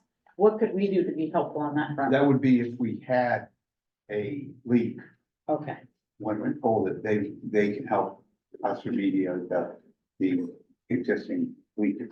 Okay. But you have to be 100% in compliance. There's a lot more to it than just, oh yeah, here's your money. So we can't go Yes. over there and poke a hole in it so that we can. No. Yeah. Please don't. Not a good idea. Was kidding. I'm So, sorry, so I in wouldn't order do to, that. in order to detect this leak, I assume that there's some sort of petcock or something that you can, you drain it out of the bottom of the thing if you see that there's anything in between the tanks? How did you find this? We have to test it. We inspect it once a month and then they come once every year to inspect it. And it has a sensor in it, so that if it detects product, fluid, water, or oil, it sends off a sensor. And you Okay, get a little buzzing noise in your boiler room until you figure out what. that's my car is full of sensors and they don't always work. These work because we test. Yeah. So is it safe to say that we are good with either full conversion or the replace and temporary closures? Like, we don't need to pursue more quotes for going back to the oil burner at 130,000-ish. So we can take that right off Bill's plate. I think maybe Jamie can clarify. I think there has to be 3 bids. 3 bids for whatever project we choose, but it doesn't have to be 3 different projects. Understood, yeah. So we're not Maybe going not to choose to It's a great number. replace the oil burner as the backup. We are gonna choose to. Yeah, I Is that think the that's the what, truth? Okay, so, just want to make that clear that we don't need those quotes, just the but other. but I think it's important that you get this is what it would cost to replace the tank and stay with oil. This is what it would cost to get rid of the tank and change it over to propane. Get those 2 figures together so we can show the people of Walpole, whichever one's less expensive and stuff like that. Well, I have the quote for sticking with oil. Right. I'm just saying, I don't believe we would need to go the route to talk to 3 different vendors. Take up your time. No, If because we know it's that's not the official, it's not the official. Yeah, just get RFP. a quote that says, Well, we this is have what one it would already. cost to, He's got that. yeah, he's got that, okay. That's what the people need to know. If we convert it, you're also taking away, the inspections every year. $450 for just them to show up and And inspect that's, the tank. and that's Then a because, tightness that's test. because That's a lot, that's right, because the right. propane tanks are outside, right? Yes, Yeah, but the okay. propane tanks do not have to be inspected, Well, just oil. I would assume you don't wanna just put propane in there and watch it just leak into the atmosphere. I Well, assume you first of wanna- all, the propane tanks are buried. It's a tank farm. We have tank farms at almost all of our other schools, except this one, right, Bill? Right. Yeah. So we did a propane conversion back right before I left, to almost all the schools except for Charlestown and Walpole, because it burns cleaner, so it's better environmentally. And it's a better rate that's less volatile than oil. So I would not be a proponent for yanking it out and replacing it in kind and staying with oil as a at-large and Walpole taxpayer. I think converting to propane is less expensive, it's safer, and it's cleaner. So you have those numbers. So we're gonna meet at the next meeting for what numbers? So we don't have 3 quotes. No, We need to get all of the quotes to comply with our policy. So we would need. 2 more Alyssa for just propane. said we're not doing that. We don't need the quotes to replace the oil burner. What we need is 3 quotes that talk about conversion from oil to propane. 2 more of those. 2 more, we have 1. So it's just limiting the number of people he needs to talk to. To not replace the oil. I think you meant to say, Alyssa, the oil tank. We would be looking for quotes to replace the oil burner to propane, but not to replace the oil tank. Right. Yeah. That's right. Yes, we definitely need, remove the oil tank and replace it with a propane system. Is that what I understood for what you've got for 70,000? Yes. Yes. I think that ties everything up in a neat bow. Good. 3 firm quotes. Okay. All right, Thank we look you. forward to those. Thanks for having all of the background information for us. You're welcome. Thank you for letting me come.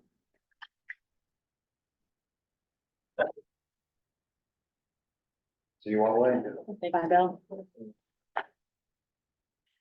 Okay, so we have, financial report is, up on the screen and shared. So we've starting, I added the revenues in for the general fund. And we're on track for, the district assessment and the state monies are all gonna be tied out by the end of the year. We are slow with the tuition collection. We're in touch with all of the districts. We were slow with getting it billed out. Just catching up with everything for the year and getting processes in place. So we are in touch with those districts to find out, to establish that, a firm timeline, and we'll collect the money. The special education CAT aid line, it's function 3230. That is showing that we received $605,000, which is in excess of what we budgeted for and anticipated. This was the major sticking point for me yesterday, for not including the revenues with my original report, and I wanted to connect with the state on this. I have not heard back yet from Elisa Moody. Xandra and I don't believe that number is correct. We think that we should not have received $605,000. The average that we have received over the last 5 years for CAT aid has been about 200,000. Last year, we received 273,000. So to jump from 273,000 to the 600,000, when this aid is very closely related to the students that we have outsourced and outplaced, I don't know why. Maybe it's Christmas. Maybe it is. Maybe they realize. Yeah, we're I doubt it. So we can give us one Maybe you single guys check. cut a break. So oddly enough, it actually hit our bank account along with adequacy aid, which is why we didn't notice this variance sooner. And then when the final payment for adequacy aid came through and I'm reconciling, like, this doesn't seem right. I was like, I know they didn't give me 600 extra in adequacy aid. And so the Department of Finance was able to point me in this other direction. And they're also going to take steps to make sure this doesn't happen again, because it shouldn't have hit our bank account in lump sum. Okay.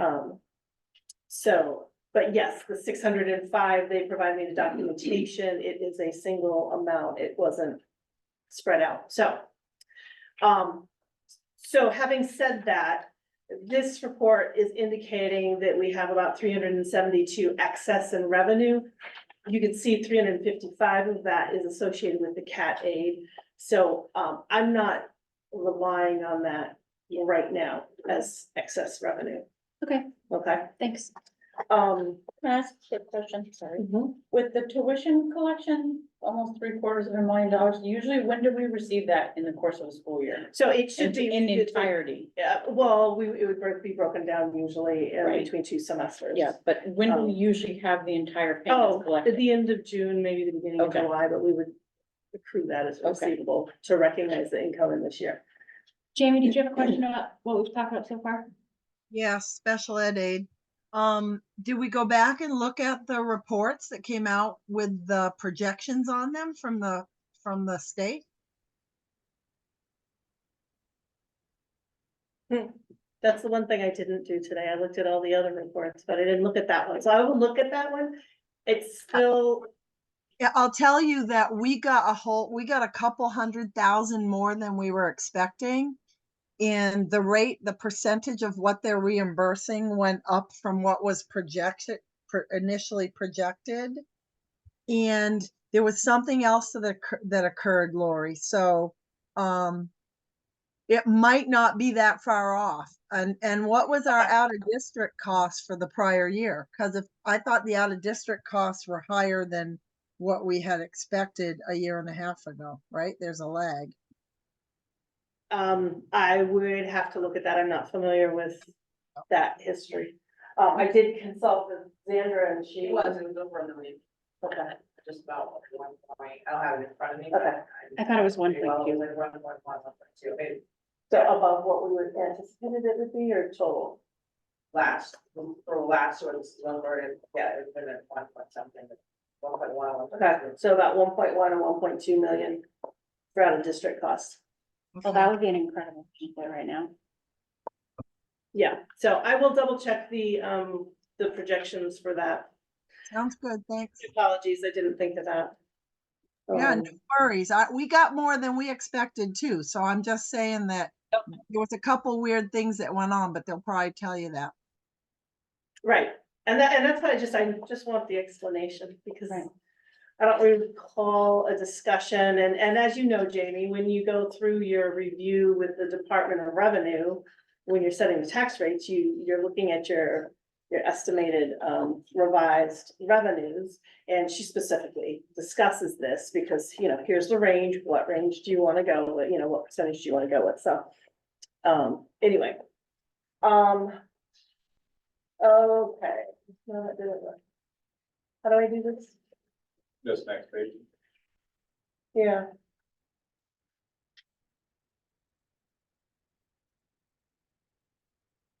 All right, here we go. So, and here are the expenses for the month.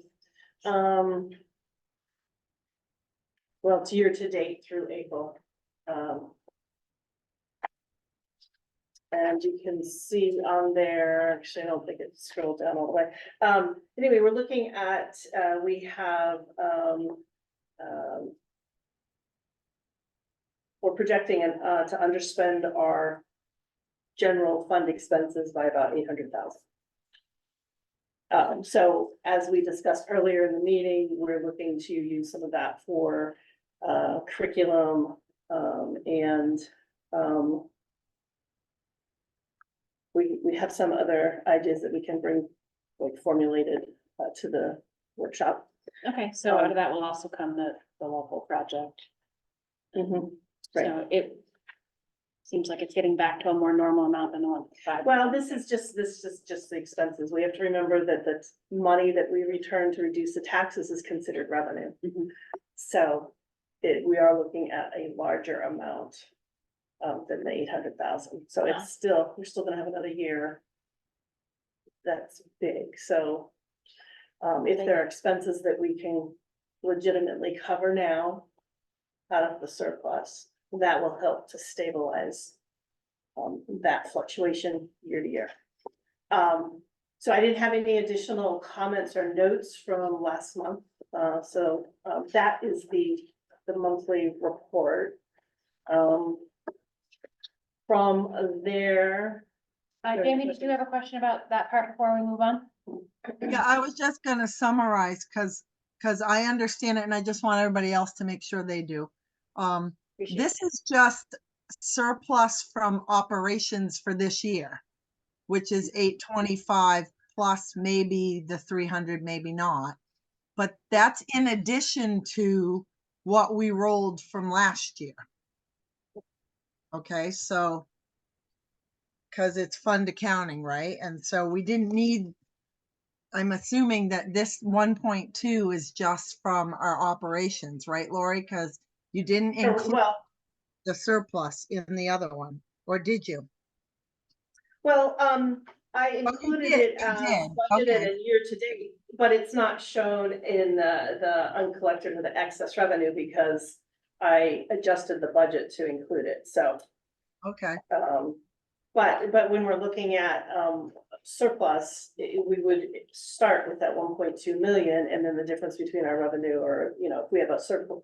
If we have excess revenue, it would be that plus the savings in the, expenses. So if we're looking at another, 1 million, then that's, a huge return.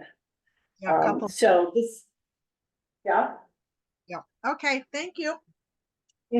So, am I understanding this that there's a very good potential that once again, we have 1 million going, we have 1 million over. Yep, absolutely. And then did I also understand you to say that you want to spend some of that million? So it isn't going back to the taxpayers, you want to spend it, so somehow it's an even keel, something along those lines? It's not going to be able to equalize it, but it would help, it would help bring it a little, I don't know, You're saying the we can't- differential would be less the following year? Yes, we can't spend enough to equalize it from year to year. That would And be we- irresponsible. Thank you. Yeah, we don't want to just willy-nilly spend it. Right, and that's, we're not We looking are- to willy-nilly spend, but I mean, like, so for instance, we had the years 2 and 3 of the curriculum that we were looking at. We had several fixed items that were removed from the proposed budget for next year that, you know, I'd like to consider. And, you know, I want to ask administrators if there's anything that they would like to consider. That's what I was saying. No. Yeah. So, and these would have to be for items that we are signing a contract for before June and starting implementation or having had already ordered. And it's on its way, so, you know, data detectors, something, flag poles. You know, things like, there were some things, they're not going to add up to this full amount by any means. It doesn't be brought to us before, Right. for discussion. So, one of the items that I want to toss out there for consideration, later on the agenda, we're talking about, bus financing for the remaining 2 buses that we're purchasing. That's, 235,000. Should we look at buying them outright, paying for them outright versus financing over 5 or 6 years? Did we put the financing in the budget, right? The voters voted on the financing. Well, they voted, the budget was approved. The financing hasn't been disclosed yet because I don't know what was discussed for the financing for the buses at the beginning of the year. I implemented what was in place. We received 5 of the 7 buses. We have the 2 additional buses coming. There's been such a disparity in time or length of time that I sought a couple of quotes for the financing. And I'm gonna be presenting that later, so. So what meeting will you be presenting this additional spending at? The meeting It would be the workshop. on the 28th? Yeah. Would that be the workshop or would that be our next business meeting, which would be Okay. next week in June? Or second week? I can do it the first week of June. I It's think the that's second too week. late. That's a lot of time to. I think that's too late. I think if And would you tell me in this expenditure report, does it include all of the ESSER projects that had to go in? Yes, They're already in there? Okay, Lori, thank you. That's what I wasn't sure about. yes, they're already in there. So, if we go to the next report, the ESSER projects converted to the operating fund. Oops, thanks for you. So last month I talked about, projects that we didn't receive our full authorization for, and that we were not able to, pay for them through ESSER as had been planned. And so we moved them into the general fund because contractors have all been paid, we had to pay them. So we moved them. You guys asked for some detailed information. The top of this schedule has it's 5 projects actually, that we weren't able to complete. One of them wasn't written into the grant. So I didn't have a activity number to put here. But all of these items have been moved into our accounting records. The kitchen renovation for CMS was moved into the food fund. All the other projects were moved into the general fund. So if you look at, from there, I went to Vilas. We had an asbestos abatement for $15,925.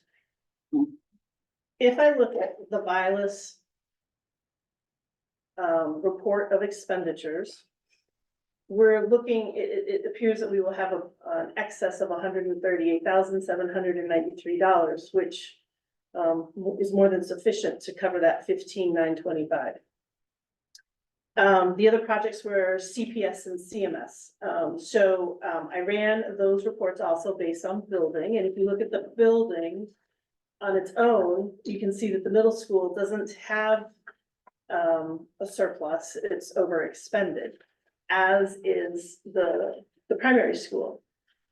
The budget was built before the concept was discussed and before the realignment or allocation of students and the reconfiguration, thank you.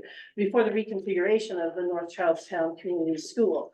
So that budget is sitting in the North Charlestown Community School, but the expenditures are in the other 2 buildings. Okay. So if you look at the community as a total, as a whole, we have a surplus of $275,686. After having paid. After having paid for those projects. Those projects are already reflected in these reports. So it can be said that there is no other town per se paying for those projects. Correct. Perfect.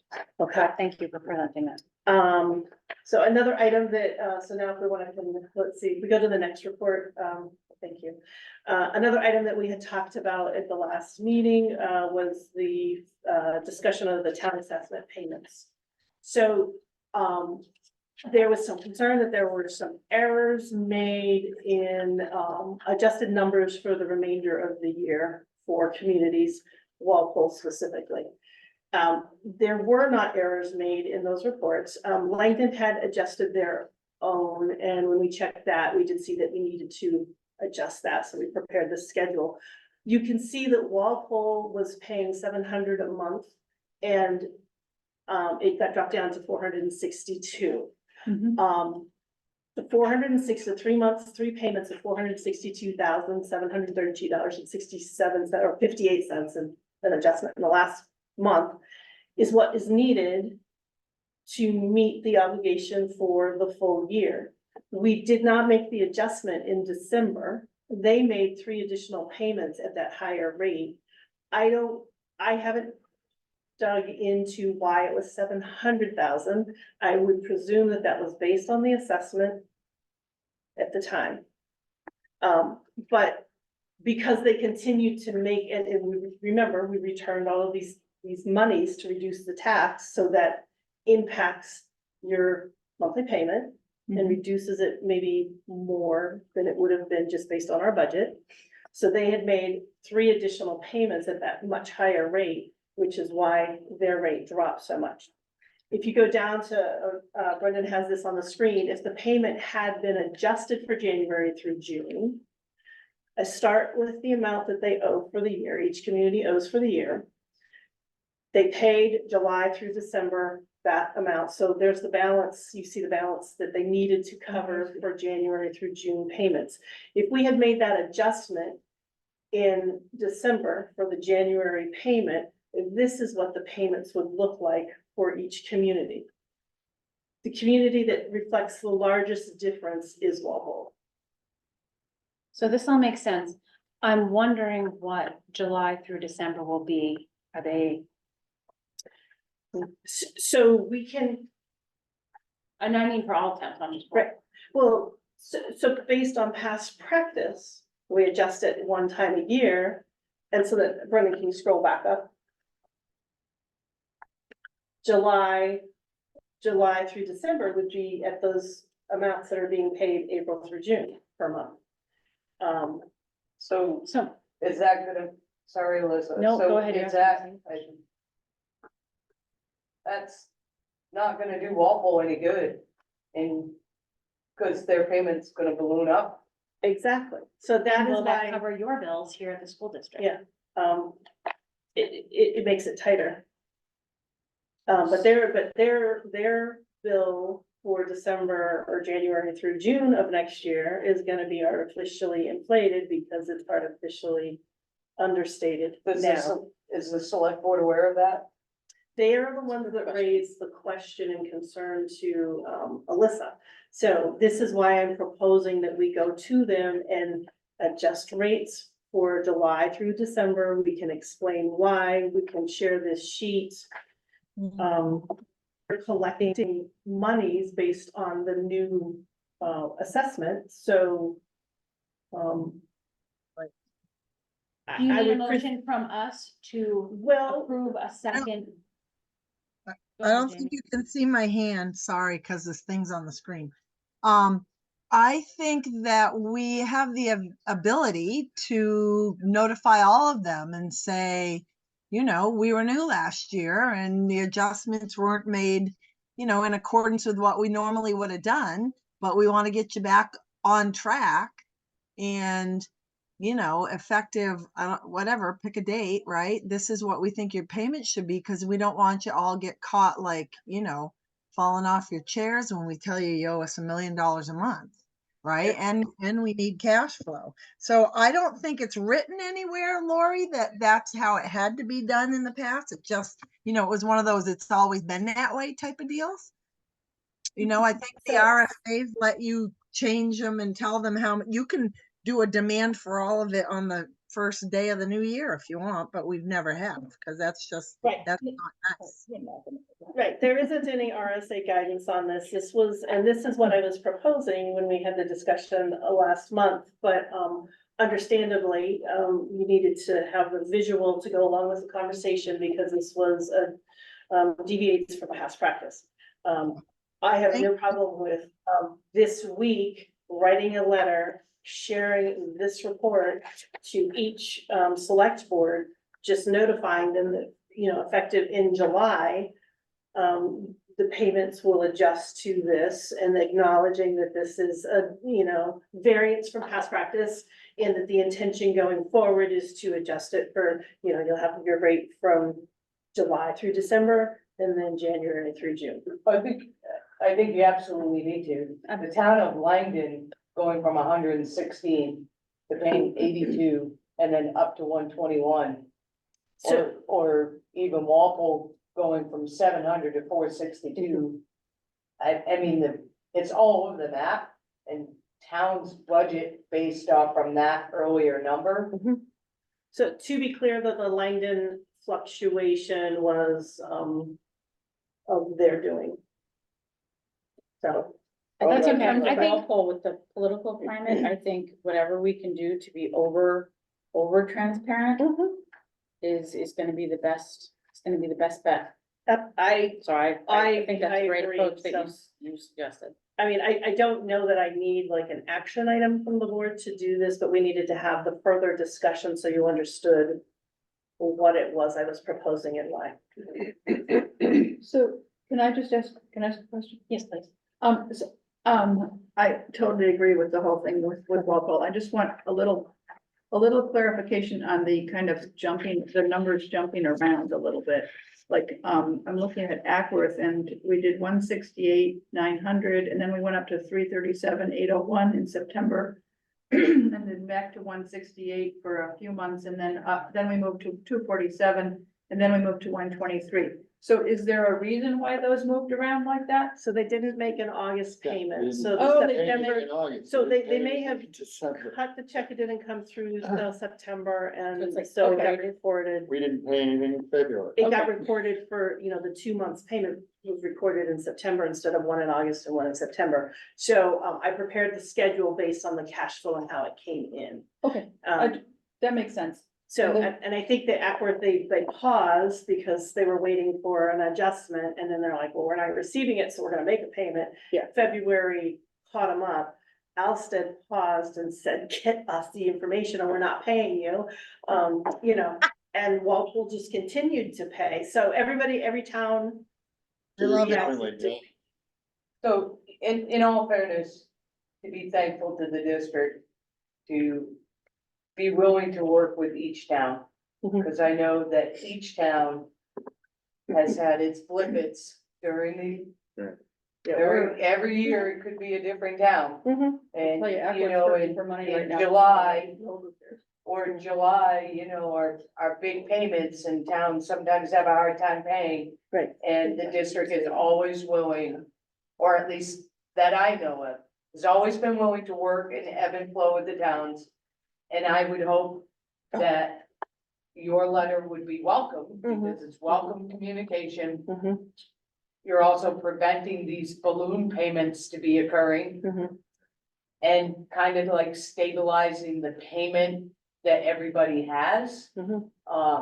If it wasn't their own doing, Mhm. okay, so I Right. hear you on that. So I would think that this would be a very welcome letter.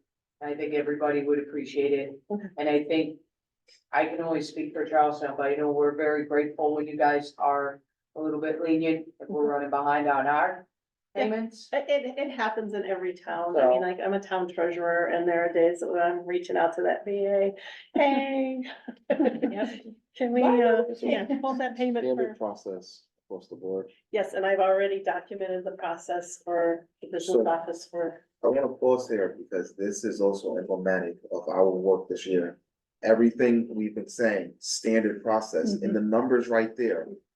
So we're gonna be one district. We have our core curriculum, and we're gonna move in that way. And so appreciate you for putting some controls here. And Trying. we'll be better off next year, like I've been saying. So we're going in the right direction, is what I'm saying. Appreciate y'all for entertaining us to help us get there. So just wanted to say that. So thank you for putting this all together. Will those letters be able to go out this week? Yes, In I the need next to 2 weeks? prioritize that Thank for you. this week. I need to take care of contracts first, but then I can prioritize that. Absolutely understood. I'm trying to think. So, one of the action agenda items, is the financing for the school buses. I handed this out. The budget included for this year included replacing 7 buses. We received 5 of the buses in the fall. They were financed through Claremont Savings Bank. And we anticipate receiving the 2 remaining buses within the next, week or 2, I believe. And so we're going to, historically, we would finance it and, 235,640, and that's for the 2 vehicles. We checked back with Claremont Savings to offer them an opportunity to update, and they came back with, terms that include interest at 6.25%, 6 years, and monthly payments. Gorham Leasing Group, who has historically, financed the buses, their interest rate is 5.96%, their term is 5 years, and their annualized payment is a little over 26,000. The Claremont Savings Bank annualized payment is 47,000. So I looked in our policies, we do not have a policy about, using local vendors and resources. I recognize that the lowest cost isn't always necessarily the best response and answer. I think it is in this case. $1,000. Yeah, so, that would be my recommendation, is that we would go with Gorham Leasing Group. And so then I would just need authorization to sign that financing paperwork. If you want to wait until our next meeting and consider paying them for them outright. Good question. We could do Oh, that. are you gonna present at the next meeting to pay them outright? Well, that would be part of, well, I mean, that could be part of the discussion for use of funds. If you decide that now, well, then, you know. I was just gonna make a motion to accept the terms, but you're bringing it back on the 20th. I would like to I mean, I wait don't- till this meeting to see if that revenue is true. Okay. I think That's that's, my thought. If that revenue is true, The pays for the bus. yeah, well, I would like to know, like, how much interest over 6 years are we paying? Right? So I'm recommending, right, I think I do have that. I'm recommending that, we go with the Gorham Leasing, which is a 5-year instead of a 6-year. Yeah. And I do have their full proposal. I was just trying to, bring the important terms, so. Yeah, so if it wouldn't hurt us to wait until the next meeting, if that's all right with everybody, I think we do ourselves a disservice if we don't look at it all at the same time. does that give you enough time to sign the documents and? get I them? think so. They'll be flexible. I mean, they're not gonna hold the buses if we don't hand them a check at the same time, so. So they will still deliver the buses even if I don't have a check to hand them. Okay, we do not want to lose out on them. No, and, Kevin, bus 23 is one of these, is being Okay, good. replaced with one of these new buses. Okay, so we will bring that up at the workshop discussion. I don't think I had anything else. I'm feeling very scattered and. You brought a It's been lot to us and I do very- appreciate all of it. It was excellent information, things we've been looking for a while, and so I appreciate it. So, and my next goal is to get the food service in here too for a report, but, I think that will be next year. So if you're meeting on the 28th, I can't go to that meeting. I don't even have it on my thing. I don't know, you guys can spend it, but I just caution everybody because every time, even a school bus, every time we go to spend that excess funds and it gets out to the general public that we've spent it, there is an issue, and I understand the reason why, and I think it was might have been the first year Alyssa and I were both on the board. We spent some of that money, and then we spent a year trying to explain why we spent that money, and People have a hard time understanding the bait and switch sometimes. More Yeah, than I one just- year in advance and saving them money. I mean, So we'd be looking at just try to saving them remember my words in $100,000. 2 weeks, because if you guys spend a good chunk of money on this, it will come back to bite this board. Mhm. So it's the taxpayer money, and it should go back to the taxpayers. It's the school what- district money, and it was money raised for the school district, and to be prudent with funds and efficient with funds. So I tend to disagree, and respectfully so. I understand what you're saying, Shelley. It puts us in a difficult situation on occasion. I think if we You're shared. not disagreeing with me, because I'm not even gonna be there. You're gonna disagree with a lot of the voters that are No. gonna find out that. Okay, It's an open meeting. They're supposed to find out, but we'd rather spend $40,000 on interest fees that we don't have to. I think it's just a matter of talking to people and making it clear why we made the decision we made. And giving them the numbers that says, here's what it would have cost you, here's what the tax I would implication is. rather So have you there, though. I would but- absolutely. Go ahead. So that'll be a good discussion on the 28th, and I'm sorry you can't be here, whatever it is you have going on. It's fun. So, thank you. And your business report? Anything else you'd like to add? No. Okay, thank you. I don't know, so we have any committee reports at this moment, then we have anything we'd like to report? No, but I think you skipped the approval of minutes. We did the approval. did? No, I must have fell asleep. Remember, I panically threw out the second. The only, actually, at this point, I'd like to mention again is that scholarship committee, there is awards night on June sixth. It's pretty cool. We're giving over 200,000 plus all sorts of other dollars away, and it's a really kind of fun evening to see these kids. So if you get a chance to come out, it's here in the auditorium, and I'm sure they'd love to have all of you here as well. Yes, Miss, you did add that to the calendar. Yeah. Yeah, that's a good idea. I don't know, I didn't put it out there. It's one of my favorite nights. Do you know what time it starts? 6 o'clock? I can find out for you. Okay. I'm not certain. I went It last could be year. 6:30. I went last year and it was a lot of fun. Okay, so under the consent agenda, we've already addressed D. Does anybody want to take anything else off of the consent agenda? All right, seeing none, I will entertain a motion to accept as is. So moved. Do I have a I'll second? second. Jamie, how do you vote? Teague, yes. Yes. Jenny, yes. Sarah, yes. Joe, yes. Kevin, yes. Alyssa, yes, thank you very much. All right. Do we authorize the superintendent to accept and approve donations of real property and time from the Walpole community for the improvement of the softball field located at Walpole Elementary School? So this is a one-time approval, not an ad infinitum. Ad infinitum. Discussion? What's the property? Batting cage, Pitching machine, fence, fencing, We don't have a list. loam.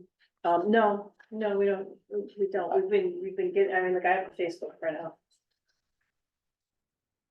Justin, do you have a list? I can get, so they're looking to do fencing for in front of the dugouts for protection for the players. They're looking for the batting cage, for the pitching machine. They want to redo the infield, dirt. They have a fence for the, portable fence for the outfield. I was gonna ask about that. I think it said somewhere a removable fence. Yep. Which I thought was really cool because that means in the fall they can turn it back into soccer field, I'm sorry, football fields. Yeah, But, yeah, and that was the main purpose of what they were looking for, is they wanted, because it's. and I can attached see, with the soccer I went over there and I can see that you need to skin the infield because it's supposed to be a dirt infield, not one that's throwing dandelions or whatever those things are. Yeah, so, those were the projects for that. It seemed like a very thorough project. I like the idea of putting a fence in front of the dugouts. I thought that's needed because as kids don't always pay attention to what's going on at the batting. Yeah. You know. Jamie, would you like to add something? I had a question. Hold on one second. What the hell was it? Oh shoot, it totally went out of my brain. I had a question. Oh, about KCD, which is the policy, I think, on accepting donations. So I have no problem with doing this, but I would like that maybe someday we can get together and put that policy up there for us to bring it up to speed with a process. Right. It sounds like that's what Dr. Spence is wanting to do. yeah, I wanted, because again, this is about process. So the same way I had no knowledge of a wall going up at the high school, but it wasn't because anyone's doing anything bad. There's just no process. And so it's Walpole today, it's Ackworth tomorrow. I want to make sure that we have a consistent and fair process across the board so that I know we have the insurance for the things that are going up. And I know that. And somebody asks the right questions all the time. Yeah, so that's why we just need to get the process. And so we can drive that, Jamie, to your point, into the policy. We just need to make sure the procedure on our end is working. That's what we're working on, is the procedure. But right now, we're just trying to get this through, and then we will solidify procedures more concretely and update the board and the communities as to what they should expect. Because I do want to say, We are working on things, so when we stop to pivot, there's only but so many of us that now we're trying to get this thing done while managing the other tasks. So if we have a solidified process, maybe Google form where all communities can just go through, that way we can prioritize it. But I want to get this done because the work already started, and then we'll roll it out. Well, I totally agree. Like if somebody wants to come back next year and build something, there should be something that you can just send to them and say, these are all the questions we needed answered before you. Precisely. If someone wants to give us an HVAC system, come on in. Yeah. I'm all for it. We're all for accepting anything Yes. you offering, but Thank here's you. the questions that we gotta cover. Give me HVAC, give me roofs, I'll take it all. So I would like to, I'll make the motion. thank you. But before we do that, can I just acknowledge that this has been an amazing project to watch? I mean, to watch the community come out in such a short amount of time and really do a beautiful thing is impressive, and whatever comes out of this, I thank you for taking the time and the effort to do a fantastic thing for our students. I don't know if any of you are listening, or maybe when you watch in the future. Yeah, So- my understanding too, as a Walpole resident and mother of a daughter, is that this was largely driven by an equity issue. That the girls sometimes tend to kind of get the lesser of athletic considerations. And again, I'm not making a statement as to whether that is true or not, but if nothing else, I think people acknowledge that that was a factor, and I love that people jumped in. There was a beautiful ball field that they showed, and then they showed the pit. Right. I'm like, So that- can I, that's- so there is a I motion, did you have I something? do, I don't even Speak put the wall. to that equity issue. I just want to make it clear that it's not, in this instance, it's not an equity issue that's created by the district. No, It's, we Yeah, have and that's no not the control implication. over a public, I know, Yeah. but when Yeah. one says an equity issue and you're talking genders, it raises Title IX questions, which we've already vetted, and it's not an issue, and I just wanted to make sure. For the that record, is my out there as well. statement was not to trigger a Title IX investigation. It was just as a mom of a girl, it happens, and I'm glad that our community said, you know what, let's just fix it. So, good clarification. Well stated, thank you. There's a motion on the table. Would you restate the motion, please? Make a motion to authorize the superintendent to accept and approve donations of real property and time from the Walpole community for the improvement of the softball field located and at the Walpole Elementary School. Do I have a second? Sarah, thank you very much. Jamie, how do you vote? Teague, yes. Jenny, yes. Sarah, yes. Joe, yes. Kevin, yes. So. I'm going to Can I just- just ask what the wall is that got put up? a climbing wall. Oh, a climbing Because, wall. yeah, Okay, I'm yeah. like, wall, what? But the insurance explicitly Oh, yeah, forbade the no. climbing wall. That's what I was like, oh my God, this can't happen. Well, Lori got on it and we're good now, so we can Okay. have the competition. Because we had a whole high ropes course for a while here. That I facilitated, so, it was a long time ago. Okay, so we have, From the trees. I think we're, sorry, Yeah. I think we're good on that. We've already discussed our school buses. We've all read the administrative reports. Does anybody want to give us a report in person? You're good. Thank you very much for what you did today. So we are missing a CMS report. It'd be nice to have at some point too. Middle school. And do we have a treasurer's report today? Yeah, that's what It's floating around somewhere. There it is. It's there by Shelley. Has everybody had a chance to look at it and sign it? We make a motion to accept the treasurer's report. Second. Thank you very much. Any discussion on the treasurer's report? Fantastic. Jamie? Teague, yes. Kelly? Jenny, yes. Sarah, yes. Joe, yes. Kevin, yes. Melissa, yes. Thank you very much. I think we are not going to have our non-public this evening. We're not quite ready to do so. So that all being said, So Superintendent Solis still get involved? yes, Okay, thank you. You good? All right, bye. Bye. go home to All your right, thank family. you. Thank you, Ellen. Thank you. Make a motion to adjourn. A second. Joe, you want, Well, no, I don't have it Shelley back. usually does. I know. Shelley's forward for Apple Farm. We will talk. Are we meeting Wednesday? Jamie? Yes. Shelley? Steph? Jenny, yes. Sarah, yes. Joe, yes. Kevin, yes. Yes, thank you very much. Do not leave it on these.